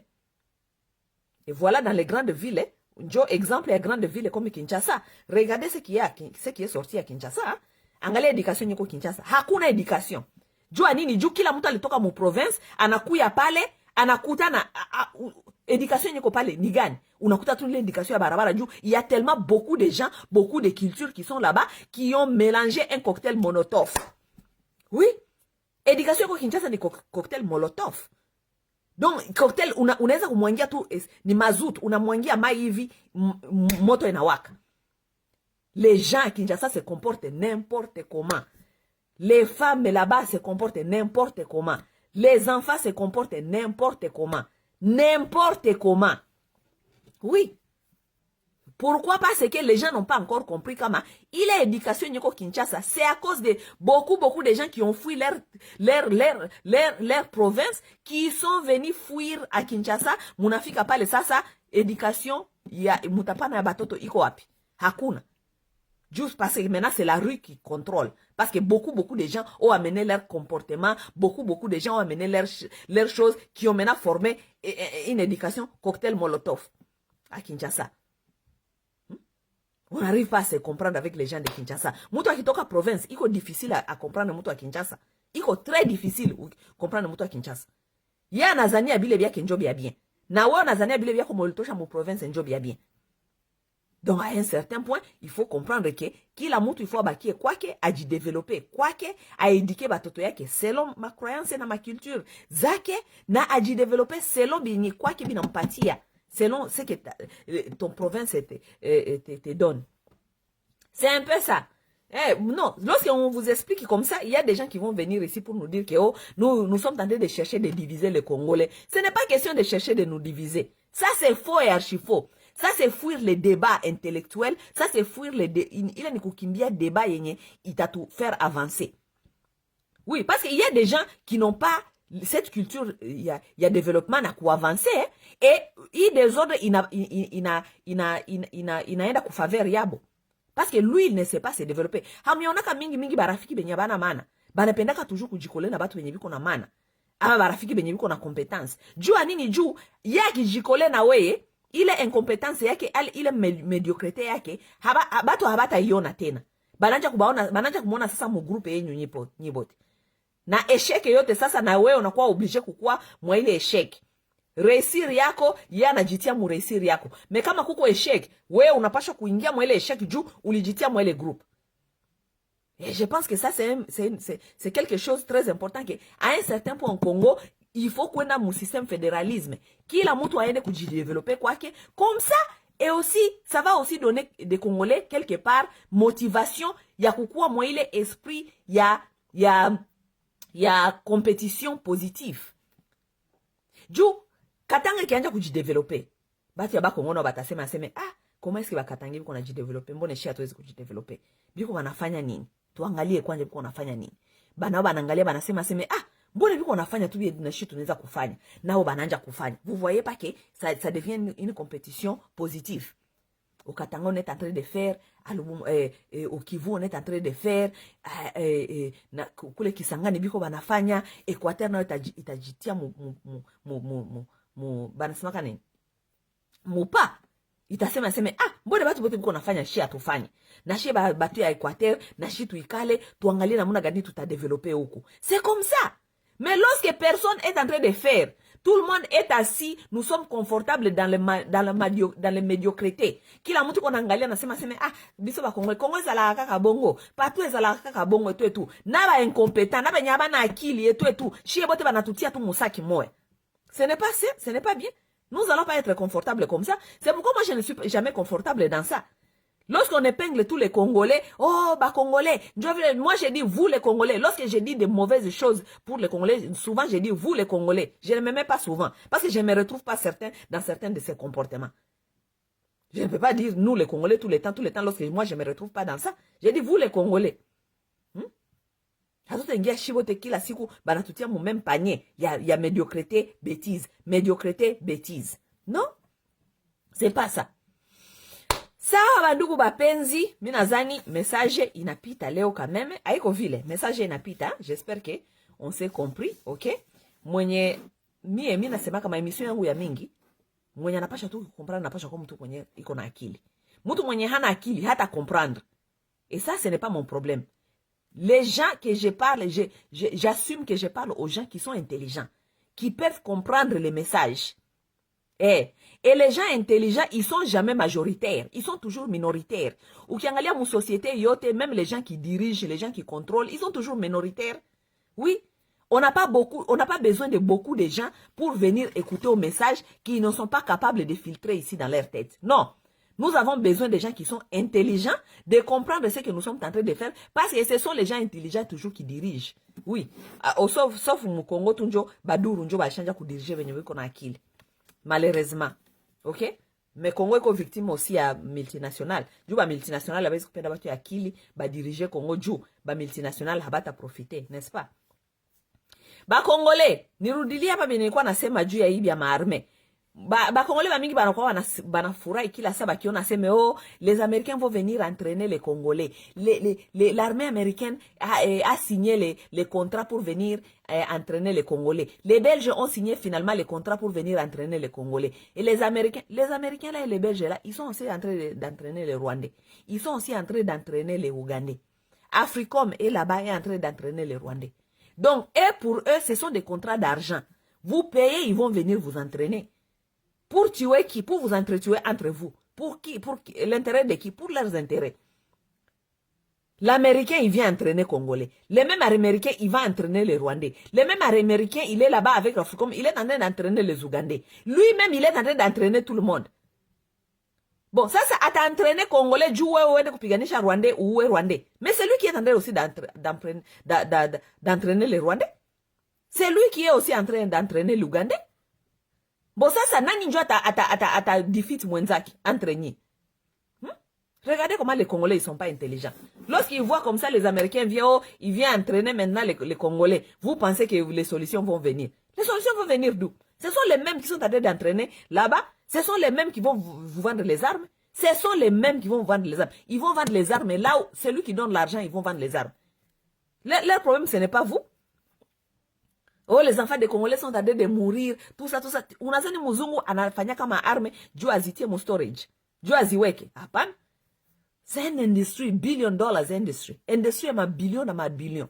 Kila siku banafanya kama arme. Les armes là ne sont pas faites juu baiweke mu storage. Ce sont les armes qui sont faites pour être vendues. Vendues à qui? À vous, les gens qui veulent vous tuer, vous entretuer tout le temps vous-même. Donc, la seule révolution qui est importante, c'est la révolution de conscience. Oui, soulèvement populaire, c'est une bonne chose peut-être au Congo, du tout toucher le système. Mais la vraie révolution qui peut résister et rester pour longtemps, c'est la révolution de la conscience.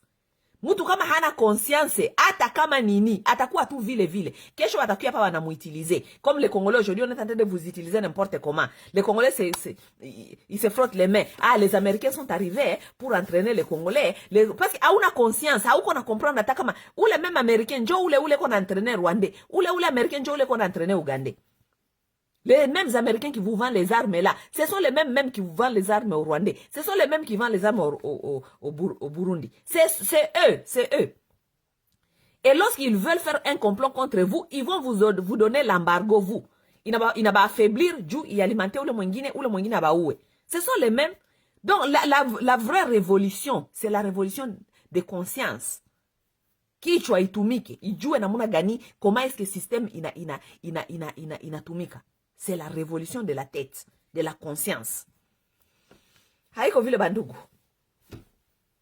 Bon, mina maliza juu ya leo, tutasumulia dans les jours à venir. Minazani ndakuwa nafanya samedi. Si vous me voyez samedi, ça sera plus politique. Si vous me voyez dimanche, ça sera plus la société. La société, ça inclut tout ce qui se passe dans la société, tout ce qui va nous faire évoluer dans la société, tout ce qui va nous faire évoluer dans des familles, mapenzi, watoto, éducation, tout ça, ça sera les dimanches, ok? Sawa ndugu wapenzi, mimi nadhani juu ya leo tutawachana hapa, tutaonana dans les jours à venir. Si pas demain, ça veut dire semaine prochaine, ok? Bye bye.